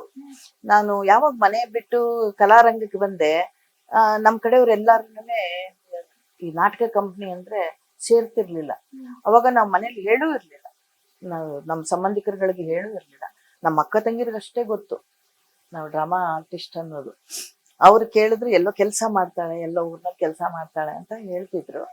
ಆಮೇಲೆ ಸ್ವಲ್ಪ ಒಂದು ಇದು ಬಂತು, ಕೆಲವೊಂದು ಬ್ಯಾಂಕಿನಲ್ಲಿ ಲೋನ್ಗಳು ಕೊಡ್ತಿರ್ತಾರೆ ಮಹಿಳೆಯರಿಗೆ, ಅದ್ರದ್ದು ಒಂದು ಅವಕಾಶ ಸಿಕ್ತು. ನೀವು ಹೋಗಿ ಅವ್ರನ್ನೆಲ್ಲ ಎಂಟ್ರು ಮಾಡೋದು, ನೀವ್ ಹೆಂಗ್ ತಗೊಂಡ್ರಿ, ಅದ್ರಲ್ಲಿ ಏನೇನು ಉಪಯೋಗ ಮಾಡ್ಕೋತೀರಿ, ಇದು ಸ್ಟೇಟ್ ಬ್ಯಾಂಕ್ ಇದ್ರದ್ದೆಲ್ಲ ಅದನ್ನೆಲ್ಲ ಮಾಡ್ಬಿಟ್ಟು ಟಿವಿಲಿ ನೋಡಿದಾನೆ. ಟಿವಿಲಿ ನೋಡ್ಬಿಟ್ಟು ಮಾಲ್ತಿ ಅಲ್ವಾ ಅಂತ ಗುರುತಿಸಿದಾರೆ. ಆಮೇಲೆ ಒಂದು ಸೀರಿಯಲ್ ನಲ್ಲಿ ಬಂದೆ. ಅಯ್ಯೋ ಮಾಲ್ತಿ ಇದ್ದಂಗೆ ಇದಾರಲ್ಲ, ಹೌದು ಇಲ್ಲೆಲ್ಲ ಕಪ್ಪುದು ಎಲ್ಲ ಅವಳೆ ಅಂತ ನಮ್ಮ ಅಕ್ಕಂದಿರನ್ನ ಕೇಳಿದೆ. ಅವಾಗ ಇಲ್ಲ ಯಾರೋ ಕರೆದ್ರಂತೆ, ನಾವ್ ಹೇಳ್ಕೊಡ್ತೀವಿ ಮಾಡಂತ ಹೋಗಿ ಮಾಡಕ್ ಶುರು ಮಾಡಿದ. ಆಮೇಲೆ ಯಾರಿಗೆ ಬೇಡವಾಗಿತ್ತು, ಯಾರಿಗೆ ಇಷ್ಟ ಇರ್ಲಿಲ್ಲ, ಅವರೆಲ್ಲಾರುನುವೆ ನನ್ನ ಕಲೆಗೆ ಒಂದು ಬೆಲೆ ಕೊಟ್ಟು ಕಲೆನ ಪ್ರೀತಿ, ಅಂದ್ರೆ ಆ ಮಟ್ಟಕ್ಕೆ ಬರ್ಬೇಕು ಅಂತ ನನ್ನಲ್ಲಿ ಹಠ ಇತ್ತು. ನಾವು ಚೆನ್ನಾಗಿ ಪಾತ್ರ ಮಾಡ್ಬೇಕು, ಜನಗಳ ಚಪ್ಪಾಳೆ ಹೊಡಿಬೇಕು ನಮ್ಮ ಡೈಲಾಗಿಗೆ. ಆಮೇಲೆ ಯಾರಿಗಾದ್ರೂ ಸನ್ಮಾನ ಮಾಡಿದ್ರೆ ಈ ತರ ನಾನು ಯಾವಾಗ ಮಾಡಿಸ್ಕೊತೀನಿ, ಯಾರೋ ಒಂದು ಗಿಫ್ಟ್ ಕೊಟ್ರು ಸ್ಟೇಜ್ ಮೇಲೆ ಪಾತ್ರಕ್ಕೆ ಮೆಚ್ಚಿ, ನನ್ಗೆ ಯಾವಾಗ ಬರುತ್ತೆ, ಇದನ್ನೆಲ್ಲ ತಲೆನಲ್ಲಿ ಇಟ್ಕೊಂಡು ಚೆನ್ನಾಗಿ ಕಲ್ತು ಮಾಡಿ ಅವ್ರು ಹೇಳ್ಕೊಡೋರ್ ಕಡೆ ಗಮನ ಕೊಟ್ಕೊಳ್ಳೋದು, ಕಲಿಯೋದು. ಬರೀ 24 ಗಂಟೆನೂ ಇದ್ರಲ್ಲೇನೆ ತಲೆ. ಆ ತರ ಇಟ್ಕೊಂಡು ನನ್ನ ಆಸೆ ಏನೇನು ಆಸೆ ಪಡ್ತಿದ್ದೆ ಅದೆಲ್ಲಾನು ಈಡೇರ್ತು. ನಮ್ಗೆ ಎಷ್ಟೋ ಕಡೆ ಸನ್ಮಾನಗಳು ಮಾಡೋದು, ಪ್ರಶಸ್ತಿ ಕೊಡೋದು, ಗೌರವಿಸೋದು ಎಲ್ಲ ಆಮೇಲೆ 2000 ಇಸ್ವಿಯಲ್ಲಿ ನಮ್ದು ಕಂಪನಿ ನಿಂತ ಮೇಲೆ ಸರಿ ನಾನು ನನ್ನ ಮಗಳನ್ನ ಮೈಸೂರಿನಲ್ಲಿ ನಿರ್ಮಲಾ ಕಾನ್ವೆಂಟ್ನಲ್ಲಿ ಓದ್ಲಿಕ್ಕೆ ಹಾಕಿದ್ದೆ. ಅದೇ ಅಲ್ಲಿಗೆ ನಾನು ಬಂದು ಮೈಸೂರಿನಲ್ಲಿ ಉಳಿದೆ. ಆ ನಂತರ ಇಲ್ಲಿ ಗುಡಿಹಳ್ಳಿ ನಾಗರಾಜ್ ಅಂತ ಒಬ್ರು ಪತ್ರಕರ್ತರಿದ್ರು, ಪ್ರಜಾವಾಣಿ. ಅವರು ಯಾಕೆ ನೀವು ನಿಮ್ಮಂತ ಕಲಾವಿದರೆಲ್ಲ ಖಾಲಿ ಉಳಿದು ಬಿಟ್ರೆ ಕಲೆ ಏನಿಗೆ ನೀವು ಬರ್ಬೇಕು ಅಂತ. ಇಲ್ಲ ನಮ್ ಕಂಪನಿ ನಿಂತ ಮೇಲೆ ಬೇರೆ ಕಂಪನಿಗೆ ಹೋಗಕ್ಕೆ ನನ್ಗೆ ಮನ್ಸು ಒಪ್ಪಲ್ಲ. ಒಂದು ಕಂಪನಿ ಮಾಲೀಕರ ಹೆಂಡತಿ ಆದವಳು ನಾನು, ಇನ್ನೊಂದು ಕಂಪ್ನಿಲಿ ಹೋಗಿ ನಾನು ಪಾತ್ರ ಮಾಡಿ ಸಂಬಳ ತಕೊಳ್ಳೋದಂದ್ರೆ ನನ್ಗೆ ಯಾಕೋ ಮನ್ಸು ಒಪ್ಪಲ್ಲ ಅಂತ. ಅವಾಗ ಸೀರಿಯಲ್ ನಲ್ಲಿ ಮಾಡ್ತೀರಾ ಅಂದ್ರು. ಒಳ್ಳೆ ಅವಕಾಶ ಸಿಕ್ಕಿದ್ರೆ, ಒಳ್ಳೆ ಪಾತ್ರ ಸಿಕ್ಕಿದ್ರೆ ಮಾಡ್ಬೋದು. ಅವಾಗ ಅವರು ಹೇಳಿ ನಾಗಾಭರಣ ಅವ್ರಿಗೆ, ನಾಗತಿಯಲ್ಲಿ ಚಂದ್ರಶೇಖರ್ ಇವ್ರಿಗೆಲ್ಲ ಪರಿಚಯ ಇದ್ದವ್ರಿಗೆ ಹೇಳಿ ಮಾಡಿ ಅವಾಗ ಸೀರಿಯಲ್ ನಲ್ಲಿ ಅವಕಾಶ ಸಿಕ್ತು. ಸೀರಿಯಲ್ ಫಸ್ಟ್ ಮಾಡಿದೆ, ಆಮೇಲೆ ಸಿನಿಮಾಗಳಲ್ಲಿ ಸಿಕ್ಕಿತ್ತು. ನಾ ಬಂದಾಗ ವಟಾರ ಸೀರಿಯಲ್ ನಡೀತಾ ಇತ್ತು ತಾಳ. ಹಿಂಗಾಗಿ ಒಂದೊಂದು ಯಾವಾಗ ಒಂದ್ರಲ್ಲಿ ಎರಡರಲ್ಲಿ ಮಾಡಿದೆ. ಆಮೇಲೆ ಮೈಸೂರಿಂದ ಬಂದ್ ಮಾಡ್ತಿದ್ದೆ, ಮೈಸೂರಿಂದ. ಮಗಳು ಇದ್ಲು, ಅವಳಿಗೆ 2 ಗಂಟೆ ರಾತ್ರಿಗೆ ಎದ್ದು ಅವಳಿಗೆ ಅಡಿಗೆ ಮಾಡಿ ಇಟ್ಬಿಟ್ಟು ಮತ್ತೆ 3 ಗಂಟೆಗೆಲ್ಲ ಒಬ್ರು ಆಟೋದವ್ರನ್ನ ಪರಿಚಯ ಮಾಡ್ಕೊಂಡು ಹೇಳಿ ಅವರು ಬಂದಾಗ 4 ಗಂಟೆಗೆ ಬಸ್ ಸ್ಟ್ಯಾಂಡಿಗೆ ಬಂದು ಅಲ್ಲಿಂದ 7 ಗಂಟೆಗೆ ಇಲ್ಲಿ ಬೆಂಗಳೂರಿಗೆ ಬಂದು ಶೂಟಿಂಗ್ ಹೋಗ್ತಿದ್ದೆ. ಎಂತ ಡೆಡಿಕೇಶನ್ ಆಗಿಲ್ಲ. ಅಲ್ಲಮ್ಮ ನೀವು ಹೇಳ್ತಾ ಇದ್ರಿ ಅಂದ್ರೆ ಕಂಪ್ನಿ ಮಾಲೀಕರ ಹೆಂಡತಿ ಆಗಿದ್ದೆ ಅಂತ ಹೇಳ್ಬಿಟ್ಟು, ಸೊ ಪತಿ ಬಗ್ಗೆ ಹೇಳೋದಾದ್ರೆ ಹೌದು, ದೊಡ್ಡ ಕಂಪನಿ ಹುಚ್ಚೇಶ್ವರ ನಾಟ್ಯ ಸಂಘ ಕಮತಗಿ ಅಂತ ಹೇಳಿ, ಕಮತಗಿ ಅಂತ ಊರಿದೆ ಅಲ್ಲಿ. ಅಲ್ಲಿ ಮಠದ ಹುಚ್ಚೇಶ್ವರ ಸ್ವಾಮಿಗಳಿದ್ದಾರೆ. ಅಲ್ಲಿ ಅವ್ರ ಹೆಸರಿನಲ್ಲಿ ಕಂಪನಿ ಮಾಡಿ 62ನೇ ಇಸ್ವಿಲೇ ಅವ್ರು ಮಾಡಿದ್ರು. ಅವಾಗಿಂದ 4 ಕಂಪನಿ ಇತ್ತು ಅವ್ರದ್ದು ಬ್ರಾಂಚ್. ಅದಿದ್ದು ಅಲ್ಲಿಗೆ ನಾನು ಆಮೇಲೆ ಹೋಗಿದ್ದು. ಫಸ್ಟು ಶ್ರೀಕಂಠಮೂರ್ತಿಗಳ ಕಂಪನಿ, ನಾಗರತ್ನಮ್ಮ ಅವ್ರ ಕಂಪನಿ, ಅದಾದ್ಮೇಲೆ ಮಾಸ್ಟರ್ ಹಿರಣ್ಣಯ್ಯ ಅವ್ರ ಕಂಪನಿ, ಇದು 3 ಕಡೆ ಮುಗಿಸಿ ಆಮೇಲೆ ಅಲ್ಲಿ ಹೋಗಿದ್ದು ನಾನು. ಅಲ್ಲಿಗೆ ಹೋದ್ಮೇಲೆ 77ನೇ ಇಸ್ವಿಯಿಂದ ಅಲ್ಲಿ ಕಂಪನಿಲೇ ಉಳ್ಕೊಂಡೆ. ಅಲ್ಲಿ ಮಾಲೀಕರ ಹೆಂಡತಿ ಆದೆ. ಅಲ್ಲಿಂದ ಎಲ್ಲಾ ತರದ ಪಾತ್ರಗಳು ಮಾಡಿದೆ. ಕಾಮಿಡಿ ಆಗಿರ್ಬೋದು, ವಿಲನ್ ಆಗಿರ್ಬೋದು, ಟ್ರಾಜಿಡಿ ಆಗಿರ್ಬೋದು, ಯಾವ ಪಾತ್ರ ಹೇಳ್ತಾರೆ ಅದನ್ನೆಲ್ಲ ಮಾಡ್ತಾ ಬಂದೆ. ಅಂದ್ರೆ ಎಲ್ಲಾ ತರದ್ದು ಮಾಡ್ಬೇಕು ಅನ್ನೋದು ಒಂದು ಹಂಬಲ ನನಗೆ. ಅಂದ್ರೆ ಆಗ್ಲೇ ಲವ್ ಮ್ಯಾರೇಜ್ ಆದ್ರ? ಅವಾಗ್ಲೇನೆ ಅಂದ್ರೆ ಅವ್ರಿಗೂ ಮದುವೆ ಆಗಿ ಮಕ್ಕಳಿದ್ದಾರೆ, ಮಕ್ಕಳಿದ್ರು, ಮದುವೆ ಮಕ್ಕಳಿದ್ರು. ಎಲ್ಲಾರು ಅವರೆಲ್ಲ ಒಪ್ಪೆ ಸೂಪರ್. ಮಕ್ಕಳು ಇವತ್ತಿಗೂ ಚೆನ್ನಾಗಿದೆ. ನಾವು ಹೌದಾ, ಸೂಪರ್. ಏನು ನಿಮ್ ಮಕ್ಳು ಏನ್ ಮಾಡ್ತಾ ಇದಾರೆ ಈಗ? ನನ್ ಮಗಳು ಟೀಚರ್. ಓಕೆ. ಅವ್ರ ನಟನೆ ಕಡೆ ಆಸಕ್ತಿ ತೋರಿಸಿಲ್ವಾ? ಇಲ್ಲ, ನಾವು ಅವಳು ಅಷ್ಟು ತೋರಿಸ್ಲಿಲ್ಲ, ನಾನು ಮನಸ್ಸು ಮಾಡ್ಲಿಲ್ಲ. ಚೆನ್ನಾಗಿ ವಿದ್ಯಾ ಕಲೀಲಿ, ಏನೋ ಒಂದು ನೌಕರಿ ಮಾಡಿ. ಆಗಿನ ಕಲೆಗೆ ಈಗಿನದಕ್ಕೆ ತುಂಬಾ ಡಿಫ್ರೆನ್ಸ್ ಅಮ್ಮ. ಈಗ ಮನೆಗಳಲ್ಲೂ ಕಲಾವಿದರಿದ್ದಾರೆ. ಯಾವ್ದೋ 1-2 ಸೀರಿಯಲ್ ಮಾಡಿ ಆಮೇಲೆ ಹೆಸರು ಬಂತಂದ್ರೆ ಮುಂದೆ ಹೋಗ್ತಾರೆ. ಇಲ್ಲ ಅಂದ್ರೆ ಸುಮ್ನೆ ಯಾಕೆ? ಒಂದು ವಿದ್ಯೆ ಕಲ್ತ್ಕೊಂಡ್ಬಿಟ್ರೆ ಅವ್ರು ಏನೋ ಒಂದು ಕೆಲಸ ಮಾಡ್ಕೊಂಡು ಜೀವನ ಮಾಡ್ಬೋದಲ್ವಾ. ಈಗ ಟೀಚರ್ ಇದ್ದಾಳೆ, ಮಗ 10th ಓದ್ತಾ ಇದ್ದಾನೆ. ಮಗ 100ಕ್ಕೂ ಹೆಚ್ಚು ಸಿನಿಮಾಗಳು, 100ಕ್ಕೂ ಹೆಚ್ಚು ಸೀರಿಯಲ್ಗಳು, ಇಷ್ಟೆಲ್ಲ ಅಭಿನಯಿಸಿದೀರಾ. ನಮಗೂ ಗೊತ್ತು, ಒಂದಷ್ಟು ಸಿನಿಮಾಗಳು ನಾವು ನೋಡಿದೀವಿ, ನೀವೆಲ್ಲರೂ ಎಕ್ಸ್ಟೇನ್ ಮಾಡಿದ್ರಿ. ನಿಮಗೆ ಅನ್ಸ್ದಂಗೆ ನಿಮಗ್ ಬ್ರೇಕ್ ಕೊಟ್ಟ ಸಿನಿಮಾ ಯಾವ್ದು ಅಂತ ಹೇಳಿ? ಇಲ್ಲ, ನನ್ಗೆ ಎಲ್ಲಾದ್ರಲ್ಲೂ ಸಾಮಾನ್ಯ ನಾ ಮಾಡಿರೋದ್ರಿಂದ ಎಲ್ಲಾದ್ರಲ್ಲೂ ಚಲೋ ಪಾತ್ರಗಳಿದೆ. ಆದ್ರೆ ಅತಿಯಾಗಿ ಕೆಲವೊಂದು ಸಣ್ಣ ಸಣ್ಣ ಪಾತ್ರಗಳು ಅವಾಗ ನನ್ಗೆ ಅಷ್ಟು ಗೊತ್ತಿಲ್ಲ, ತಿಳುವಳಿಕೆ ಇರ್ಲಿಲ್ಲ. ಏನು ಕರೀತಾರಲ್ಲ ಮಾಡೋದು. ನಮ್ಮ ಡ್ರಾಮಾ ಕಂಪ್ನಿಲಿ ಏನಾಗುತ್ತೆ, ಒಂದೊಂದ್ರಲ್ಲಿ ಒಂದೊಂದ್ ತರ ಮಾಡ್ಕೊಂಡು ಹೋಗ್ತಾ ಇರ್ತೀವಿ. ಒಂದ್ರಲ್ಲಿ ವಿಲನ್ ಮಾಡಿದ್ರೆ, ಒಂದ್ರಲ್ಲಿ ಟ್ರಾಜಿಡಿ, ಒಂದ್ರಲ್ಲಿ ಕಾಮಿಡಿ, ಈ ತರ ಮಾಡ್ಕೊಂಡು ಹೋಗ್ತಿರ್ತೀವಿ. ಇದ್ರ ಕಲ್ಪನೆ ಇಲ್ಲ. ಇದು ಸಣ್ಣ ಪಾತ್ರ ಇದಕ್ ಹೋಗ್ಬಾರ್ದು, ಇದಿಲ್ಲ, ಈ ತರ ಗೊತ್ತಿರ್ಲಿಲ್ಲ. ಸಣ್ಣ ಸಣ್ಣ ಪಾತ್ರಗಳು ಕೆಲದ್ರಲ್ಲಿ ಮಾಡಿದ್ದೀನಿ. ಆಮೇಲೆ ಇವ್ರದ್ದು ಮೈ ಆಟೋಗ್ರಾಫು, ಅದ್ರಲ್ಲೂ ಒಳ್ಳೆ ಪಾತ್ರ ಇತ್ತು. ತೆನಾಲಿ ರಾಮ, ಮತ್ತೆ ಯಜಮಾನ ಇವ್ರದ್ದು, ದರ್ಶನ್ ಅವ್ರದ್ದು, ಹೀಗೆ ಮೊಗ್ಗಿನ ಜಡೆ ಅಂತ ಅವ್ನು ಮಾಡಿದ. ಅದಕ್ಕೆ ನಿರ್ದೇಶಕರ ಸಂಘದಿಂದ ಅವಾರ್ಡ್ ಬಂತು ಅದಕ್ಕೆ. ಮತ್ತೆ ಬೇಲಿ ಮತ್ತು ಹೊಲ, ಗೋವಾಕ್ಕೆಲ್ಲ ಕರ್ಕೊಂಡು ಹೋಗಿದ್ರು. ರೆಡ್ ಕಾರ್ಪೆಟ್ ಮೇಲೆ ಕರ್ಕೊಂಡು ಹೋಗಿ ಅಲ್ಲೆಲ್ಲ ಪ್ರೆಸ್ ಮೀಟ್ ಆಗಿ ಅಲ್ಲೆಲ್ಲ ನಮ್ಗೆ ಗೌರವ ಸಲ್ಲಿಸಿದ್ರು. ಈ ತರ ಕೆಲವೊಂದ್ರಲ್ಲಿ ದೊಡ್ಡ ದೊಡ್ಡ ಪಾತ್ರಗಳು ಮಾಡಿದ್ವಿ. ಜನಗಳಿಗೆ ದೃಷ್ಟಿ ಗೊತ್ತಾಗೋ ಹಂಗೆ ವಿಷ್ಣು ಸರ್ ಜೊತೆ ಕೂಡ ಮಾಡಿದ್ದೀನಿ. ಇದು ಸಿರಿವಂತದಲ್ಲಿ ಅವ್ರ ತಾಯಿ ರೋಲ್ ಮಾಡಿದ್ದೆ. 2 ಸೀನ್ ಇತ್ತು.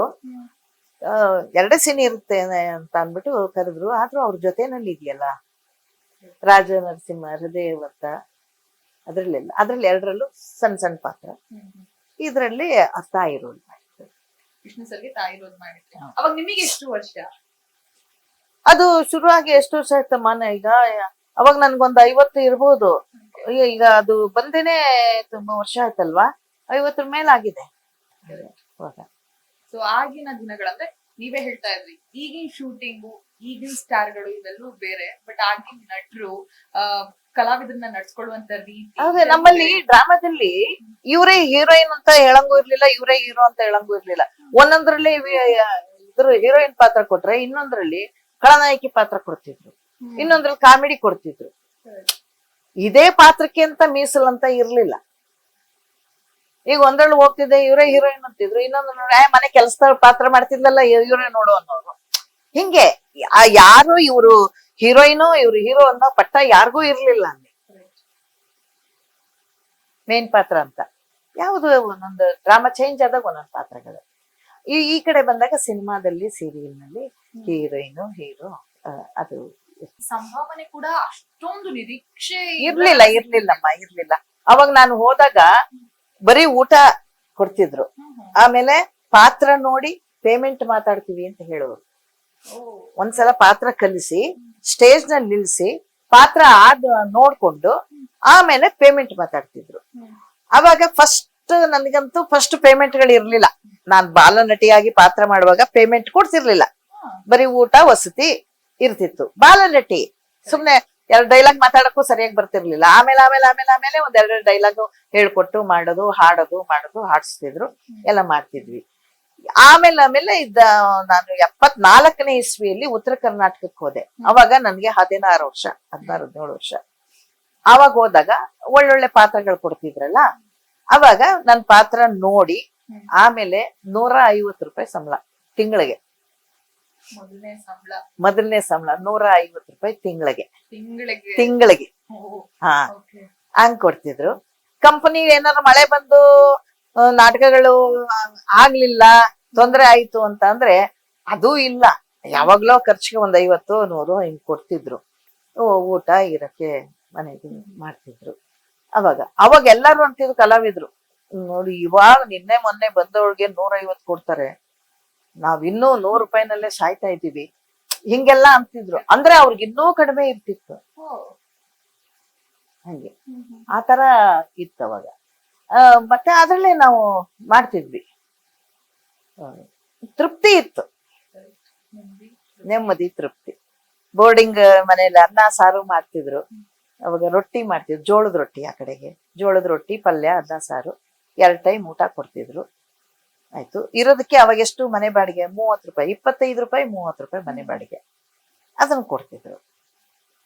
ಸಾಯಂಕಾಲ ಹೋಗ್ತಿದ್ವಿ, ಪಾರ್ಕ್ ಮಾಡ್ತಿದ್ವಿ, ಬೆಳಿಗ್ಗೆ ಎಲ್ಲ ಆರಾಮ್. ಈಗ ಜೀವನ 150 ಶುರುವಾಗಿತ್ತು. ಹಾ. ಆಮೇಲೆ ಮಾಸ್ಟರ್ ಹಿರಣ್ಯ ಅವ್ರ ಕಂಪನಿಗೆ ಬಂದಾಗ ಎಕದೋ 600 ರೂಪಾಯಿ ಕೊಟ್ರು ತಿಂಗಳಿಗೆ. ಖುಷಿ ಅಂದ್ರೆ ಖುಷಿ. ಅಂದ್ರೆ ಆ ಶಾರದಾ ಕಂಪನಿಲಿ ಏನು ಹೋಗಿದ್ದಲ್ಲ ನಾನು, ಗೋಕಾ ಕಂಪನಿ, ಅದು ಕಲಾವಿದರ ಕಾರ್ಖಾನೆ ಇದ್ದಂಗೆ. ಅಲ್ಲಿ ತಯಾರಾಗಿರ್ತಾರೆ ಕಲಾವಿದ್ರು, ಚೆನ್ನಾಗ್ ಪಾತ್ರ ಮಾಡ್ತಾರೆ, ಚೆನ್ನಾಗ್ ಕಲಿಸ್ತಾರೆ ಅಲ್ಲಿ ಅಂತ. ಅಲ್ಲಿ ಪಾತ್ರ ಮಾಡಿ ಬಂದವ್ರಿಗೆ ಬೆಲೆ ಇರ್ತದೆ.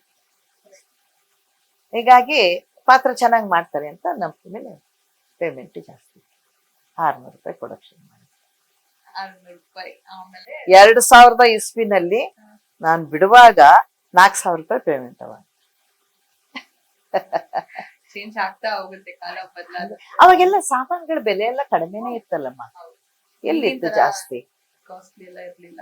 ನಾನು ಅಲ್ಲಿಂದ ಗೋಕಾ ಹುಬ್ಳಿಯಿಂದ ಮೈಸೂರಿಗೆ ಬರ್ಬೇಕಾದ್ರೆ ನನ್ಗೆ ಎಷ್ಟು 18 ರೂಪಾಯಿ ಬಸ್ ಚಾರ್ಜ್ ಇತ್ತು ಅವಾಗ. ಕೆಂಪಸ್ 18 ರೂಪಾಯಿಯಲ್ಲಿ, ಈಗ 1800 ರೂಪಾಯಿಯಲ್ಲಿ. ಸಾಕಷ್ಟು ಬದಲಾವಣೆ. ಹಂಗೆ.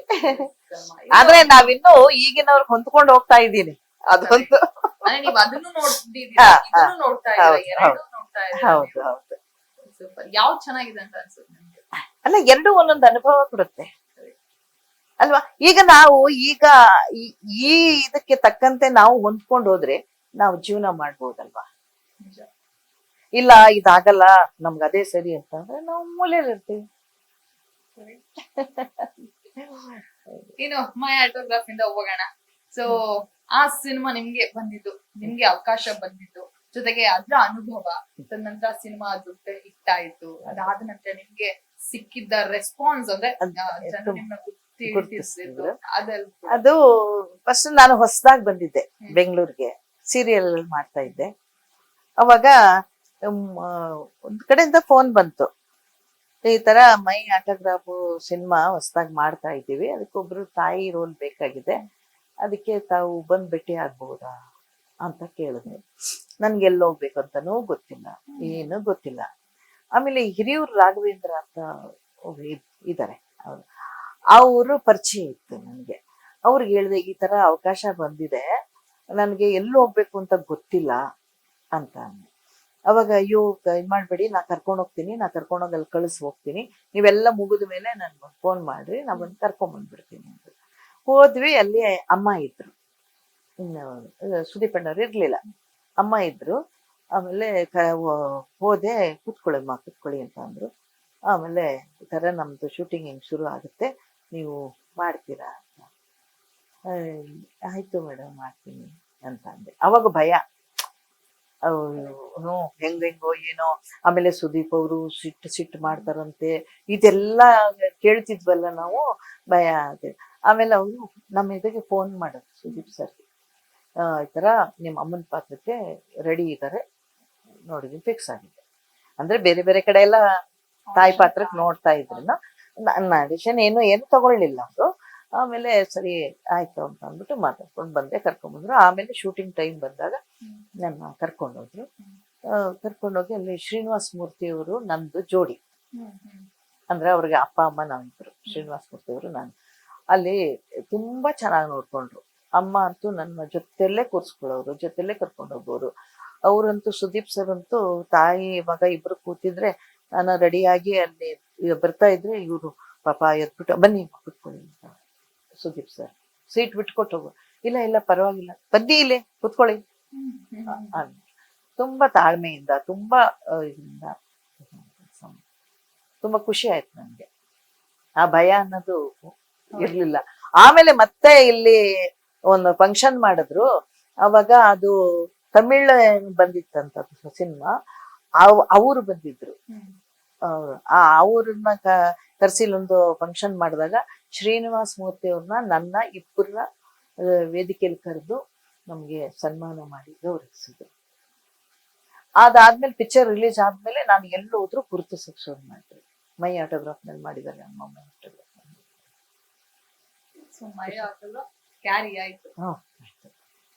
ಆಮೇಲೆ ಇತ್ತೀಚೆಗೆ ಇವರು ದರ್ಶನ್ ಅವ್ರ ಜೊತೆ ನನ್ ಮಾಡಿದ್ದಲ್ಲ, ಅದನ್ನು ಅಜ್ಜಿ ಇರೋದು ಯಜಮಾನ ಅದು. ಆಮೇಲೆ ಗುರ್ತಿಸಕ್ ಶುರು ಮಾಡಿದ್ರು. ಅಲ್ಲಿಂದ ಶುರು ಆಯ್ತು. ಏನು ಈಗ ಅಂದ್ರೆ ಅಂದ್ರೆ ನಟರಿಗೆ, ಕಲಾವಿದರಿಗೆ, ಅದಕ್ಕೆ ಅಂತ ಬಂದಿರೋರ್ಗೆ ಪಾತ್ರಗಳು ಯಾವ್ದೇ ಆಗ್ಲಿ ಅಟ್ ಎ ಟೈಮ್ 4 ಅಲ್ಲ 40 ಇದ್ರು ಅವ್ರು ಮಾಡ್ತಾರೆ, ಅದಕ್ಕೆ ಜೀವ ತುಂಬಿ ಮಾಡ್ತಾರೆ ಅಂತ. ಸೊ ನೀವು ಕೂಡ ಈಗ ಸಿನಿಮಾಗಳು ಮಾಡ್ತೀರಿ, ಅದ್ರ ಜೊತೆ ಸೀರಿಯಲ್ ಅಲ್ಲಿ ಅಟ್ ಎ ಟೈಮ್, ಈಗ ಸೀರಿಯಲ್ ದಿನ ಬರೋದು, ಸಿನಿಮಾ ಆದ್ರೆ ಬಂದು ಹೋಗುತ್ತೆ.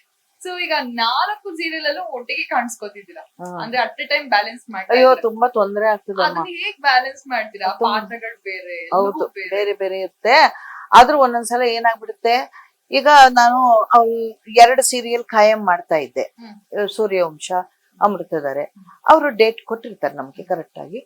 ಅವ್ರ ಡೇಟ್ ಇಂತಿಂತ ಡೇಟ್ ಕೊಟ್ಟಿದಾರಲ್ಲ ಅಂತ ಅದನ್ನ ಇಟ್ಕೊಂಡು ಬೇರೆ ಡೇಟ್ ನ ಯಾರ್ದಾರು ಕೇಳಿದಾಗ ಕೊಟ್ಟಿರ್ತೀನಿ.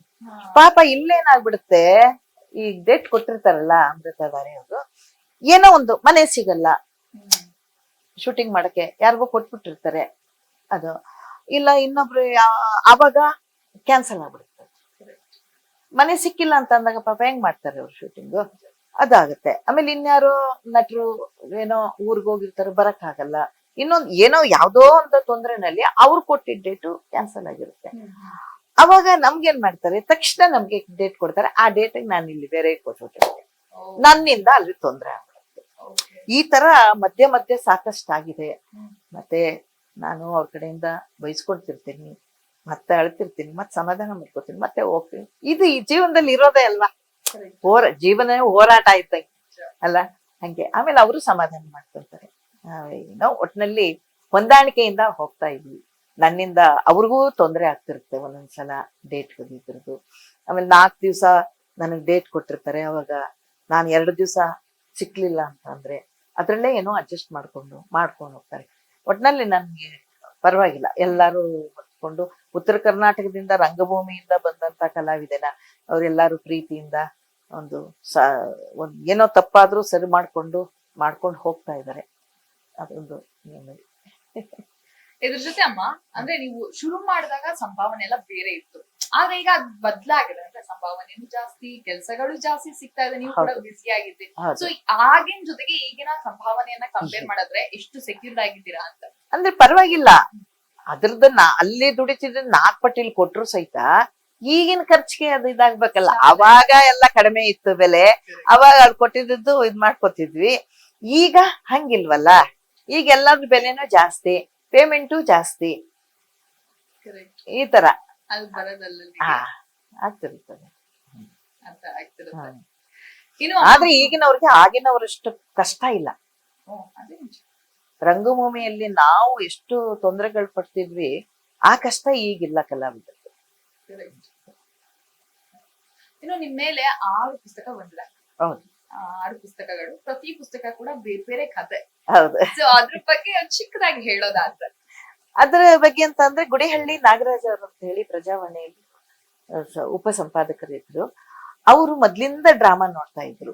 ಇಲ್ಲಿ ನಾವು ಬೆಂಗಳೂರಿನಲ್ಲಿ ಆಗಿರ್ಬೋದು, ಬೇರೆ ಬೇರೆ ಕಡೆ ಎಲ್ಲ ಉತ್ತರ ಕರ್ನಾಟಕದವರು ಅವರು ಬಂದು ಡ್ರಾಮಾಗಳು ನೋಡೋರು. ನನ್ಗೆ ತುಂಬಾ ಅವರು ಅಭಿಮಾನಿ. ಅಂದ್ರೆ ಕಂಪನಿನಲ್ಲಿರೋ ಎಲ್ಲಾರು ವಿಷಯನೂ ಸಂದರ್ಶನ ತಗೊಂಡು ಪತ್ರಿಕೆ ಒಳಗೆ ಕೊಡ್ತಾ ಇದ್ರು ಅವರು. ಹಾಗೆ ಆ ಪ್ರಕಾರ ನಾನು ಒಬ್ಳದ್ರಲ್ಲಿ ಪತ್ರಿಕೆಗಳು ಕೊಡೋರು. ಆಮೇಲೆ ಪಾತ್ರಗಳನ್ನ ಅವ್ರಿಗೆ ಇಷ್ಟ ಆಗ್ತಿತ್ತು. ನಾನು ಚೇಂಜ್ ಪಾತ್ರಗಳು ಮಾಡ್ತಿದ್ನಲ್ಲ, ಒಂದೊಂದ್ ನಾಟಕದಲ್ಲಿ ಒಂದೊಂದ್ ತರ, ಅದನ್ನೆಲ್ಲ ನೋಡೋರು ಖುಷಿ ಪಡ್ತಿದ್ರು. ಆಮೇಲೆ ನಮ್ ಕಂಪನಿ ನಿಂತ ಮೇಲೆ ನಾನು ಈ ಕಡೆ ಬಂದ್ಮೇಲೆ ಅವರು ನಿಮ್ದು ಇಲ್ಲಿ ತನಕ ಜರ್ನಿದು ಒಂದು ನಾನು ಪುಸ್ತಕ ಮಾಡ್ತೀನಿ, ನಿಮ್ಗನ್ಸಿ ಇದು ಏನೇನಿದೆ ನಿಮ್ಮ ಅನುಭವಗಳನ್ನೆಲ್ಲ ಒಂದು ಬರೆದು ಇದ್ ಮಾಡ್ತಾ ಹೋಗ್ರಿ, ನಿಮ್ಮ ನೆನಪಿರೋದು ಘಟನೆಗಳು ಅವು ಇವೆಲ್ಲ ಅಂದ್ರು. ನನಗ್ ಬರೆಯಕ್ ಬರಲ್ಲ ಸರ್, ನಾನು ಹೆಚ್ಚು ಓದಿಲ್ಲ, ನನ್ಗೆ ಹೆಂಗ್ ಬರೆಯಕ್ ಬರಲ್ಲ. ಅವಾಗ ಅವರು ಒಂದ್ 3-4 ಜನದ್ದು ಪುಸ್ತಕ ಕೊಟ್ರು ನನ್ಗೆ. ಇದನ್ನ ಓದ್ರಿ, ಕಲಾವಿದರದು ಓದಿದ್ರೆ ನಿಮ್ಗೆ ಬರೆಯಕ್ಕೆ ಅನುಕೂಲ ಆಗ್ತದೆ ಅಂತ. ಆಮೇಲೆ ಕುತ್ಕೊಂಡು ಎಲ್ಲ ಓದ್ಬಿಟ್ಟು ಹೌದಲ್ಲ ಬರಿಬಹುದಲ್ಲ ಅಂದ್ಬಿಟ್ಟು ನಾನು ನೆನಪನ್ನೆಲ್ಲ ಬರೆದು ಒಂದು ಇದ್ ಮಾಡಿ ಕೊಟ್ಟೆ. ಆಮೇಲೆ ಅವರು ತೆರೆ ಸರಿದಾಗ ಅಂತ ಒಂದು ಬುಕ್ ರೆಡಿ ಆಯ್ತು. ರೆಡಿ ಆದಾಗ ಅದನ್ನ ತಕ್ಷಣ ಪ್ರಿಂಟ್ ಹಾಕ್ಸೋದ್ ಬೇಡ ಅಂತ ಹೇಳ್ಬಿಟ್ಟು ಅವರು ಪ್ರಜಾವಾಣಿ ಇದ್ರಲ್ಲೇನೆ ಸುಧಾ ಪತ್ರಿಕೆ ಬರ್ತಿತ್ತಲ್ಲ, ಅಲ್ಲಿಗೆ ಇದ್ ಮಾಡ್ಕೊಂಡು 20 ವಾರ ಧಾರಾವಾಹಿ ಹಾಕಿ ಬಂತು. ಸುಧಾ ಪತ್ರಿಕೆನಲ್ಲಿ 20 ವಾರ ಧಾರಾವಾಹಿ ಹಾಕಿ ಬಂತು. ಅದ್ 20 ವಾರ ಆದ್ಮೇಲೆ ಇವರು ಪುಸ್ತಕ ಪ್ರಿಂಟ್ ಮಾಡ್ಸಿದ್ರು, ತೆರೆ ಸರಿದಾಗ ಅಂತ. ಆಮೇಲೆ ಮತ್ತೆ ಅದಕ್ಕೆ ಪ್ರಶಸ್ತಿ ಬಂತು ಅವ್ರಿಗೆ, ಗುಡಿಹಳ್ಳಿ ಅವರಿಗೆ ನಾಟಕ ಅಕಾಡೆಮಿಯಿಂದ ಪ್ರಶಸ್ತಿ ಕೊಟ್ಟರು. 10,000 ರೂಪಾಯಿ ಚಿನ್ನದ ಪದಕ ಏನೋ ಮಾಡಿ ಸನ್ಮಾನ ಮಾಡಿ ಮಾಡಿದ್ರು. ಆಮೇಲೆ ಅದು 2ನೇ ಮುದ್ರಣ ಆಯ್ತು, ತೆರೆ ಸರಿಯಿತು ಅಂತ 2ನೇ ಮುದ್ರಣ ಆಯ್ತು. ಅದಾದ್ಮೇಲೆ ಮತ್ತೆ 3ನೇ ಮುದ್ರಣ ನಮ್ಮ ಬಾಲಗಂಗಾಧರ ಸ್ವಾಮೀಜಿಯವರ ಇದರಿಂದ ಆಯ್ತು 3ನೇದು. ಹಂಗೆ 3 ಸಲ ಪ್ರಿಂಟ್ ಆಯ್ತದು. ಈಗ ಅದರಲ್ಲಿ 3ನೇ ಸಲ ಅಂದ್ರೆ ನಮ್ಮ ಒಕ್ಕಲಿಗರ ಸಂಘದಿಂದಾನೇ ಅಲ್ಲ ಅದಾಗಿರೋದು. ಅಲ್ಲಿ ಒಂದು 25 ಜನದ್ದು ಪುಸ್ತಕ ಮಾಡಿದ್ರಂತೆ. ಅದ್ರಲ್ಲಿ 24 ಜನ ಇಲ್ಲ, ನಾನು ಒಬ್ಳೆ ಈಗ ಉಳಿದಿರೋದು ಅದ್ರಲ್ಲಿ. ಅದು ಎಲ್ಲಾರು ಗಂಡ್ ಮಕ್ಳು ಇರ್ತಾರೆ, ನಾನು ಒಂದೇ ಇರ್ತೆ ಹೆಣ್ಮಕ್ಳು ಪುಸ್ತಕ ಆಗಿದ್ದು. ಅದು ಒಂದು ಖುಷಿ ಅದು. ಹಂಗಾಗಿ ಅದು ಪುಸ್ತಕ ಬಂತು. ಅದಾದ್ಮೇಲೆ ಗುಲ್ಬರ್ಗದವ್ರು ಕವಿ ಶಿರೇಮಠ್ ಅಂತ ಇದ್ರು, ಅವರು ಅಭಿನಂದನಾ ಗ್ರಂಥ ತಂದರು. ಅವ್ರುನುವೆ ಡ್ರಾಮಾ ನೋಡೋದು, ಎಲ್ಲ ಕಲಾವಿದರದು ಸಂದರ್ಶನ ಮಾಡಿ ಪತ್ರಿಕೆಗಳಿಗೆ ಕೊಡೋದು ಮಾಡೋದೆಲ್ಲ ಮಾಡ್ತಿದ್ರು. ಆಮೇಲೆ ನನ್ನ ಬಗ್ಗೆ ಒಂದು ಅಭಿನಂದನಾ ಗ್ರಂಥ, ಅಂದ್ರೆ ನನ್ನ ಅಭಿಮಾನಿಗಳು, ನನ್ನ ನೋಡಿದಂಥವ್ರು, ಇವ್ರ ಎಲ್ಲರ ಹತ್ರ ಒಂದೊಂದು ಲೇಖನಗಳನ್ನ ತರಿಸಿ ಅಭಿನಂದನಾ ಗ್ರಂಥ ಮಾಡಿದ್ರು. 440 ಪೇಜ್ ಏನೋ ಇತ್ತು ಅದು ಬುಕ್. ಅದಾದ್ಮೇಲೆ ಜರ್ನಿ ವಿತ್ ಮಹಾನದಿ ಅಂತ ಒಂದು ಪುಸ್ತಕ ನಮ್ಮ ರವಿ ಅಂತ ನನ್ನ ಅಭಿಮಾನಿ. ಇನ್ನೊಂದು ರಂಗ ಸಾರ್ಥಕ ಅಂತ ಗುಡಿಹಳ್ಳಿಯವರು ಮಾಡಿದ್ರು. ಹಾಗೆ ಒಂದೊಂದು ಅಲ್ಲೊಂದು ಇಲ್ಲೊಂದು ಪುಸ್ತಕಗಳು ಬರ್ತದೆ. ರಂಗ ಕುಸುಮಗಳು ಅಂತ ಹೇಳಿ ಅವರೊಂದು ಮಾಡಿದ್ರು. ಈ ತರ ಒಂದು 5-6 ಪುಸ್ತಕಗಳು ಬಂದು. ಅಂದ್ರೆ ಒಂದು ಪೀರಿಯಡ್ ಇರುತ್ತೆ, ನಾನ್ ಇದನ್ನೇನೋ ಮಾಡ್ಬೇಕಿತ್ತು, ಕಲಾವಿದೆ ಆಗ್ಬೇಕಿತ್ತು, ಆದ್ರೆ ನಟನೆ ಆಯ್ತು ಸಾಕಿಷ್ಟಕ್ಕೆ, ಆತರ ಒಂದಷ್ಟು ಜನ ಯೋಚನೆ ಮಾಡಿದ್ರೆ ಇನ್ನೊಂದಷ್ಟು ಜನ ಇರ್ತಾರೆ ಇಲ್ಲ ಕಲೆ ಅಂತ ಬಂದ್ಮೇಲೆ ಅದು ನಾವು ಇರೋ ತನಕನೂ ನಮ್ಮನ್ನ ಕರ್ಕೊಂಡ್ ಹೋಗುತ್ತೆ, ನಾವು ಸುಮ್ನೆ ಇದ್ರು ಅದು ಸುಮ್ನೆ ಇರಲ್ಲ ಅಂತ ಹೇಳಿ. ಸೊ ನೀವು 71 ವರ್ಷ ಆದ್ರೂ ಕೂಡ ಇಂದಿಗೂ ಇಷ್ಟು ಎನರ್ಜೆಟಿಕ್ ಆಗಿ ಪ್ರತಿ ಸಿನಿಮಾ ಸೀರಿಯಲ್ ನಲ್ಲೂ ತೊಡಗಿಸ್ಕೊಳ್ತೀರಿ ನಿಮ್ಮ ನೀವು. ಇದು ಅಂದ್ರೆ ಪ್ರತಿ ಹೆಣ್ಣು ಮಕ್ಕಳಿಗೆ ಇದೊಂದ್ ರೀತಿ ಸ್ಫೂರ್ತಿ. ಹೌದು, ಅಂದ್ರೆ ಏಜ್ ಬೇಡ ನಮ್ಮ ಕೆಲ್ಸನ ಮುಂದುವರ್ಸೋದಕ್ಕೆ, ಕಲೆನ ಮುಂದುವರ್ಸೋದಕ್ಕೆ ಏಜ್ ಬೇಡ ಅನ್ನೋದು. ಸೊ ಅಂತವ್ರಿಗೆ ಏನ್ ಹೇಳ್ತೀರಾ ಅಂತ ಹೇಳಿ. ಇಲ್ಲ, ಅದರ ನನ್ಗೇನು ಈಗ ಯಾವ್ದಕ್ಕೂ ಕಡಿಮೆ ಅಂತ ಏನಿಲ್ಲ. ದೇವ್ರು ನನ್ಗೆ ಊಟ ಬಟ್ಟೆ ಚೆನ್ನಾಗಿ ಇರೋದು ಎಲ್ಲಾ ಅನುಕೂಲ ಮಾಡಿಕೊಟ್ಟಿದ್ದಾರೆ. ನಮ್ಗೆ ಈಗ ಏಜ್ ಆಗ್ತಾ ಆಗ್ತಾ ಮಾನಸಿಕ ಒಂಟಿತನ ಅನ್ನೋದು ಕಾಡ್ಬಾರ್ದು. ನಾವು ನಮ್ಮ ಕೆಲಸದಲ್ಲಿ ಕಾಯಕವೇ ಕೈಲಾಸ. ನಾವು ಲವಲವಿಕೆಯಿಂದ ದುಡಿತಾ ಮಾಡ್ತಾ ಇದ್ರೆ ಮನಸ್ಸಿಗೆ ನೆಮ್ಮದಿನೂ ಇರುತ್ತೆ. ಅದರಿಂದ ಸಂಪಾದನೆ ಮಾಡಿದಂತಹ ದುಡ್ಡು ನಾವು ಬದುಕಿ 4 ಜನ ತೊಂದರೆ ಇರೋರ್ಗು ಒಂದು ಹೆಲ್ಪ್ ಮಾಡ್ಬೋದು. ಮೊದ್ಲಿಂದನೂ ಈಗ ನಮ್ಮ ಅಕ್ಕನ ಮಕ್ಳು, ಅಣ್ಣನ ಮಕ್ಳು ಎಲ್ಲಾರನ್ನೂ ಇಟ್ಕೊಂಡು ಅವ್ರಿಗೆಲ್ಲ ಜೋಪಾನ ಮಾಡಿ ಅವ್ರಿಗೆಲ್ಲ ವಿದ್ಯಾಭ್ಯಾಸ ಕಲಿಸಿ, ಕೆಲವು ಹುಡುಗರಿಗೆ ಮದುವೆ ಮಾಡ್ಕೊಟ್ಟಿದ್ದೀನಿ, ಕೆಲವೊಬ್ರಿಗೆ ಕೆಲ್ಸ ನೌಕರಿ ಮಾಡ್ತಾರೆ. ಈ ತರ ಎಲ್ಲ ಮಾಡ್ಕೊಂತ ಬಂದಿದ್ದೀನಿ. ಮತ್ತೆ ಇದು ಈಗ್ಲೂನುವೆ ನಾನು ಸ್ವಲ್ಪ ಸಮಾಜ ಸೇವೆ ಅವು ಇವು ಅಂತ ಮಾಡ್ಕೊಂತ ನನ್ನ ದುಡ್ದಿದ್ದು ದುಡ್ಡಲ್ಲಿ ಮುಕ್ಕಾಲು ಭಾಗ ನಾನು ಸಮಾಜ ಸೇವೆಗೆ ಇಟ್ಬಿಟ್ಟು ಕಾಲು ಭಾಗ ನಾನು ಖರ್ಚು ಮಾಡ್ಕೋತೀನಿ. ಈ ತರ ಅಂದ್ರೆ ಏನು ಮಾಡ್ತಾ ಇರ್ಬೇಕು. ಅಂದ್ರೆ ನಾಣ್ಯ ಚಲಾವಣೆಯಲ್ಲಿ ಇದ್ರೇನೆ ಅದಕ್ಕೆ ಒಂದು ಬೆಲೆ ಇರ್ತದಲ್ವಾ. ಕಲಾವಿದ್ರು ನಾವ್ ಸ್ವಲ್ಪ ದಿವಸ ನಾವು ಬಿಟ್ಬಿಟ್ರೆ ನನ್ನ ಮರ್ತೋಗ್ಬಿಡ್ತಾರೆ ಜನ. ಮಾಡಿದ ಕೆಲ್ಸ ಹಾ, ಅದಕ್ಕೆ ಮಾಡ್ತಾ ಇರ್ಬೇಕು. ಇದೊಂದು ನನ್ ತಲೆ. ನಾನು ಅದನ್ನೇ ಕೇಳ್ಕೊತಿರ್ವಿ. ನಾನು ಬಣ್ಣ ಹಚ್ಚಿ ಪಾತ್ರ ಮಾಡ್ತಿರುವಾಗ್ಲೇ ನಾ ಇಲ್ದಂಗ ಆಗ್ಬೇಕು, ಇಲ್ಲ ರಾತ್ರಿ ಮಲಗಿ ಬೆಳಗ್ಗೆ ಏಳೋದ್ರಾಗೆ ಇಲ್ದಂಗ ಆಗ್ಬೇಕು. ನರಳು ಮಾತ್ರ ಸಾಯ್ಬಾರ್ದಪ್ಪ ಅಂತ ಅನ್ಕೋತೀವಿ. ಅದ್ ಹೆಂಗಿದ್ಯೋ ಅದ್ ಯಾರಿಗ್ ಗೊತ್ತಲ್ಲ. ಆಮೇಲೆ ಇನ್ನೊಬ್ರಿಗೆ ತೊಂದ್ರೆ ಕೊಡಕ್ ನನ್ಗೆ ಇಷ್ಟ ಇಲ್ಲ. ನಾನೇ ದುಡಿಬೇಕು, ನಾನು ಸಂಪಾದನೆ ಮಾಡ್ಬೇಕು, ನಾನ್ ಜೀವನ ಮಾಡ್ಬೇಕು. ಇನ್ನೊಬ್ರಿಗೆ ಅವಲಂಬನೆ ಆಗಿರ್ಬಾರ್ದು, ಇನ್ನೊಬ್ರ ಹತ್ರ ಕೈ ಒಡ್ಡುವಂತ ಪರಿಸ್ಥಿತಿ ತಂದ್ಕೋಬಾರ್ದು. ಇದೆಲ್ಲ ಲೆಕ್ಕಾಚಾರದಿಂದ ಕೆಲಸ ಮಾಡ್ತಾನೆ ಇರ್ತೀನಿ. ಎಲ್ಲೋ ಕರಿತಿರ್ತಾರೆ ಕೆಲವು ಜನ ಅಂತಾರೆ, ನಾವು ಅಲ್ಲಿಗೆ ಗೆಸ್ಟ್ ಆಗಿ ಕರೆದ್ರೆ ದುಡ್ಡು ಎಷ್ಟು ಕೊಡ್ತೀರಿ ಅಂತ ಕೇಳ್ತಾರೆ. ಅಷ್ಟು ಕೇಳ್ತಾರೆ, ಇಷ್ಟು ಕೇಳ್ತಾರೆ. ಅದಿಷ್ಟು ನೀವು ಏನೋ ನೋಡಪ್ಪ, ನಾನು ಒಬ್ಬ ಕಲಾವಿದೆಗೆ ಒಂದು ಗೌರವ ಕೊಟ್ಟು ನೀವು ಕರೆದು ಒಂದು ಸನ್ಮಾನ ಮಾಡ್ತೀರಿ ಅಂತ ಅಂದಾಗ ನಾವು ಅದಕ್ಕೆ ಎಷ್ಟು ಕೊಟ್ಟರು ಬೆಲೆ ಕಟ್ಟಕ್ಕಾಗಲ್ಲ. ನೀವು ಅಷ್ಟೆಲ್ಲ ಕಷ್ಟಪಟ್ಟು ಮಾಡ್ತಾ ಇರ್ತೀರಿ ಅಂದಾಗ ನಮ್ದೊಂದು ಸಣ್ಣ ಒಂದು ಸಹಾಯ ಅಷ್ಟೇ. ನಾವ್ ಅಲ್ಲಿ ಬಂದು ಮಾಡೋದೇನಿಲ್ಲ, ಬರ್ತೀವಿ, ಒಂದು ಒಳ್ಳೆ ಕೆಲಸ ಮಾಡೋರಿಗೆ ಏನೋ ಒಂದೆರಡು ಒಳ್ಳೆ ಮಾತಾಡ್ತೀವಿ, ಬರ್ತೀವಿ ಅಂತ ಹೇಳ್ತೀನಿ. ಆದ್ರೆ ಕೊಟ್ಟಾಗ ಸಂತೋಷದಿಂದ ಇಸ್ಕೊಂಡ್ಬರ್ತೀನಿ, ಇನ್ನೊಂದ್ ಕಡೆಗೆ ಎಲ್ಲೋ ಖರ್ಚು ಮಾಡ್ತೀನಿ. ಇಲ್ಲ ಅಂತ ಕೊರಗಲ್ಲ, ಇದೆ ಅಂತ ದರ್ಬಾರ್ ಮಾಡಲ್ಲ. ಯಾಕೆಂದ್ರೆ ಹಿಂದಿನ ಜೀವನಗಳನ್ನ ನಾವು ನೆನಪು ಮಾಡ್ಕೋತಾ ತಿರುಗಿ ನೋಡ್ಕೊಂತ ಹೋಗ್ಬೇಕು. ಇವತ್ತಿಗೂ ಅಷ್ಟೇನೆ. ನಾನು ಅಲ್ಲಿ ಸಿಕ್ಕಾಪಟ್ಟೆ ಹೋಟೆಲ್ ತಿಂದೆ ಇದ್ ಮಾಡೋದಿಲ್ಲ. ರಾತ್ರಿ ಅನ್ನ ಉಳಿದು ಬೆಳಿಗ್ಗೆ ಅದನ್ನ ತಿಂತೀನಿ. ಯಾಕಂದ್ರೆ ಮೊದಲಿಂದನೂ ಬಂದಿರೋದೇ ಹಂಗೆ. ರಾತ್ರಿ ಅಡಿಗೆ ಉಳಿದ್ರೆ ಬೆಳಿಗ್ಗೆ ಅದನ್ನೇ ತಿನ್ನೋದು, ವೇಸ್ಟ್ ಮಾಡಲ್ಲ. ಅನ್ನಕ್ಕಾಗೆ ಕಷ್ಟ ಪಡ್ತಾ ಇದೀವಲ್ವ ನಾವು, ಅದಕ್ಕೆ ಯಾಕೆ ವೇಸ್ಟ್ ಮಾಡ್ಬೇಕು?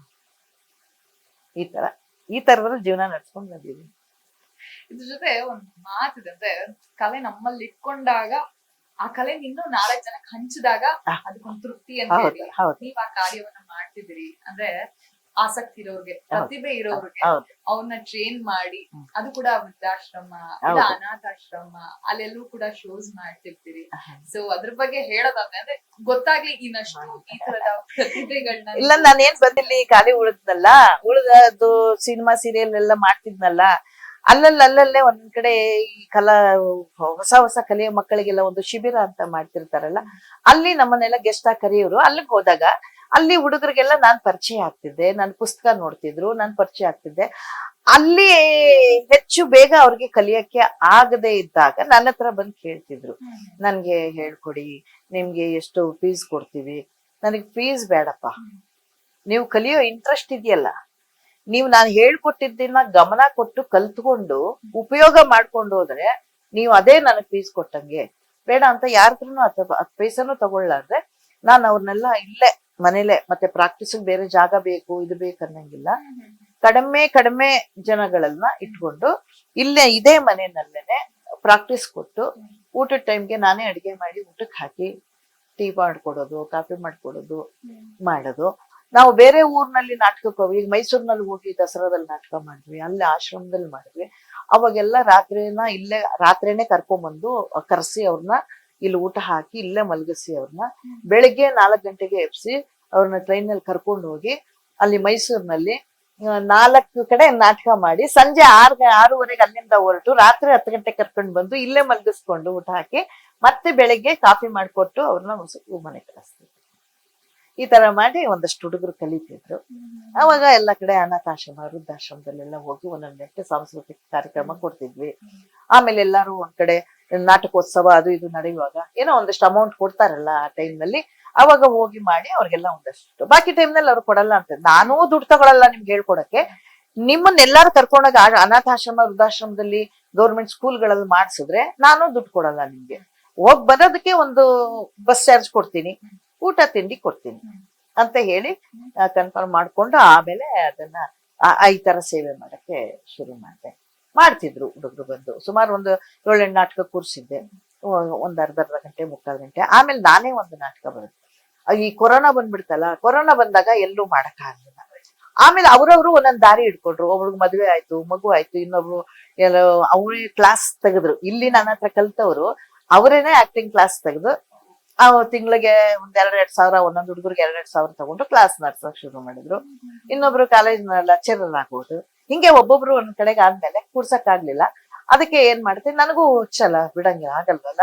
ಕೂತ್ಕೊಂಡು ನಾನೇ ತಾಯಿ ಮಗನ ಒಂದು ಸೆಂಟಿಮೆಂಟ್ ಇಟ್ಕೊಂಡು ಒಂದು ನಾಟಕ ಬರೆದೆ, ಮುಕ್ಕಾಲ್ ಗಂಟೆ.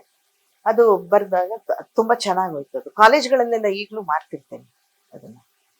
ಕಾಲೇಜ್ಗಳಲ್ಲೆಲ್ಲ ಹೋಗಿ ಮಾಡ್ತೀನಿ. ಅವರೆಲ್ಲರೂ ನನ್ಗೆ ಅವರು ಇದ್ರ ಸಂಸ್ಥೆಯಿಂದ ಲೆಟರ್ಗಳು, ನೀವು ಹೋಗಿ ಬೇರೆ ಕಡೆನೂ ಮಾಡಿ ಇದನ್ನ ಕಾಲೇಜ್ಗಳಲ್ಲಿ ಅಂದ್ರು. ಎಲ್ಲಿ ಮಾಡಿಸ್ತಾರೆ ಸರ್, ನಾವು ಲೆಟರ್ ಕೊಡ್ತೀವಿ, ಅವ್ರಿಗೆ ತೋರ್ಸ್ರಿ, ಅಲ್ಲಿ ಇರ್ತಾರೆ. ಯಾಕಂದ್ರೆ ಈಗಿನ ಪೀಳಿಗೆ ಮಕ್ಕಳಿಗೆ ಇದು ಬೇಕೇ ಬೇಕು. ಈ ತಿಳುವಳಿಕೆ ಏನಿದೆಯಲ್ಲ, ನೀವು ಕೊಡೋ ತಿಳುವಳಿಕೆ, ಈಗ ಅದು ಮಕ್ಕಳಿಗೆ ಬೇಕಾಗ್ತದೆ. ಅದಕ್ಕೆ ನೀವು ಮಾಡಿ ಅಂದ್ರೆ, ಈ ಆರ್ಟಿಸ್ಟ್ ಸಿಕ್ಕಿದ್ರೆ 3 ಜನ 4 ಜನ ಇಟ್ಕೋತೀನಿ. ಆರ್ಟಿಸ್ಟ್ ಇಲ್ಲ ಅಂತಂದ್ರೆ ತಾಯಿ ಮಗ ಇಬ್ರೆ. ಆ ಹುಡುಗನು ಇಂಜಿನಿಯರ್.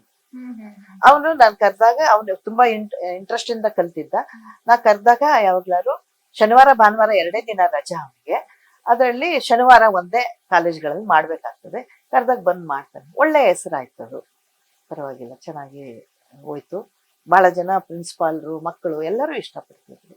ಅದು ಒಂದು ಮ್ಯೂಸಿಕ್ ಇರಲ್ಲ ಅದಕ್ಕೆ. ಒಂದು ಏನಿಲ್ಲ, ಒಂದು ಮೈಕ್ ಇದ್ರೆ ಸಾಕು, ಇರೋ ಅಷ್ಟರಲ್ಲೇ ನಿಂತ್ಕೊಂಡು ಅಷ್ಟರಲ್ಲೇ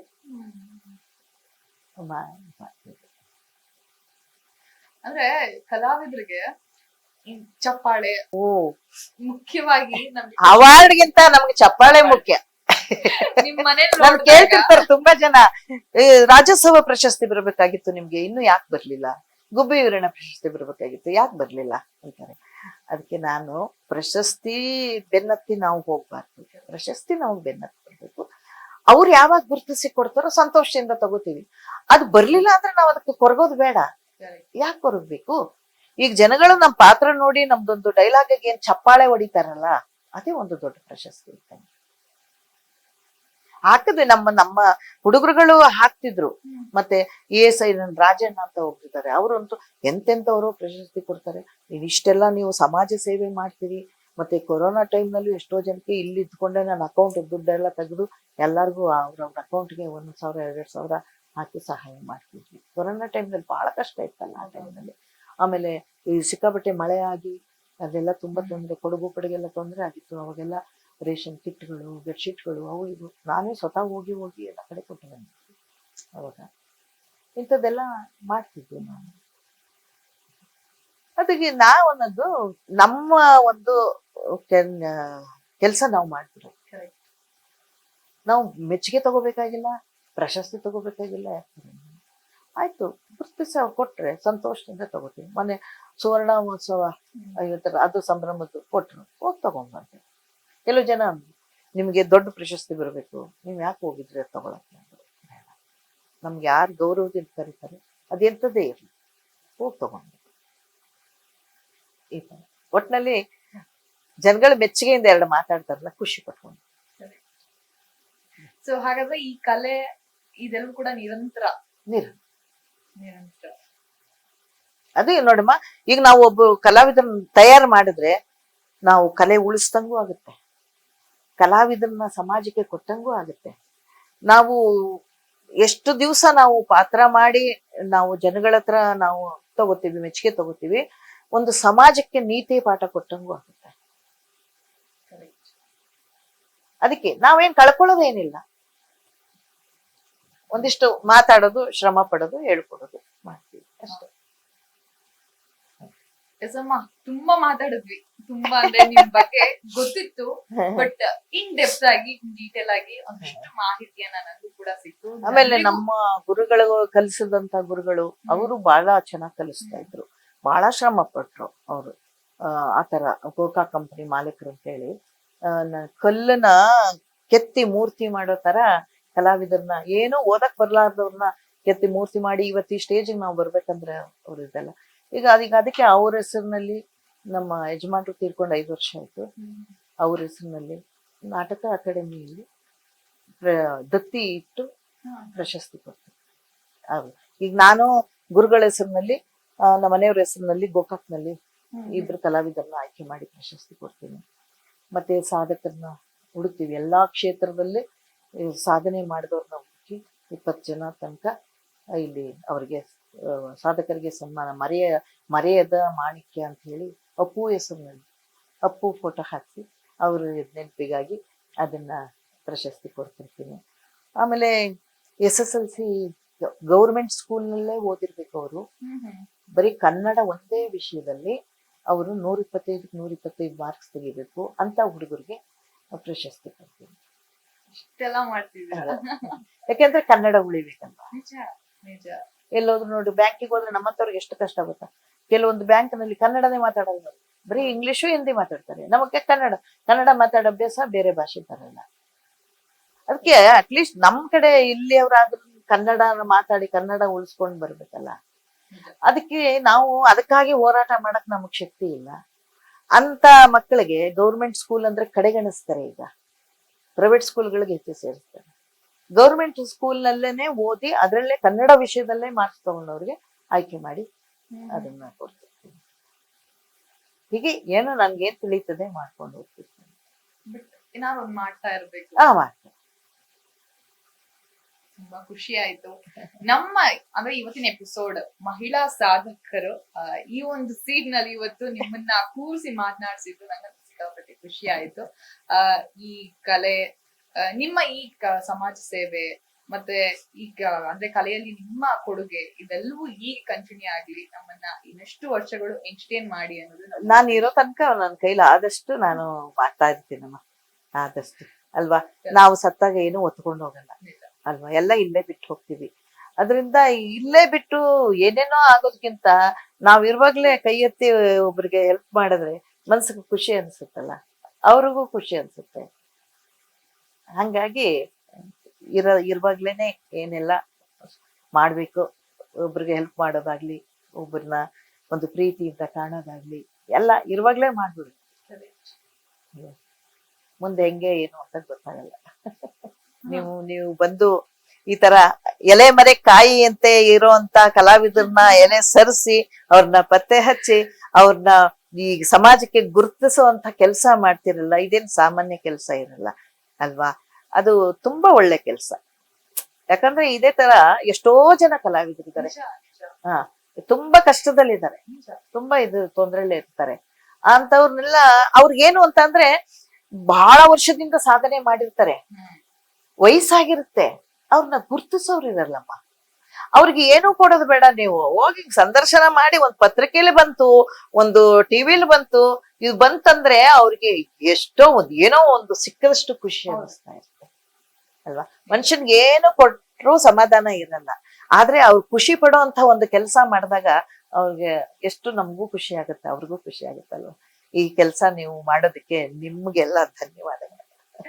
ಎಲ್ಲ ಅಂದ್ರೆ ಲೈಕ್ ನಿಮ್ಮ ಕೆಲಸಗಳು ಅದನ್ನ ಚಿಕ್ಕ ಪ್ರಯತ್ನ ಅಷ್ಟೇ ನಮ್ದು. ಥ್ಯಾಂಕ್ ಯು ಸೋ ಮಚ್ ಅಮ್ಮ, ಥ್ಯಾಂಕ್ ಯು. ಸೊ ನೋಡಿದ್ರಲ್ಲ, ಇದಿಷ್ಟು ಇವತ್ತಿನ ಮಹಿಳಾ ಸಾಧಕರು ಈ ಒಂದು ವಿಶೇಷ ಎಪಿಸೋಡ್ ನಲ್ಲಿ ನಮ್ ಜೊತೆ ಇದ್ದು ಮಾಲ್ತಶ್ರೀ ಅಮ್ಮ ಅವರು. ಸೊ ಸಾಕಷ್ಟು ಮಾತನಾಡಿದ್ವಿ. ಇನ್ನಷ್ಟು ಹೆಚ್ಚಿನ ಅಪ್ಡೇಟ್ಸ್ ಗಾಗಿ ನೋಡ್ತಾ ಇರಿ ವಿಜಯ ಕರ್ನಾಟಕ ವೆಲ್.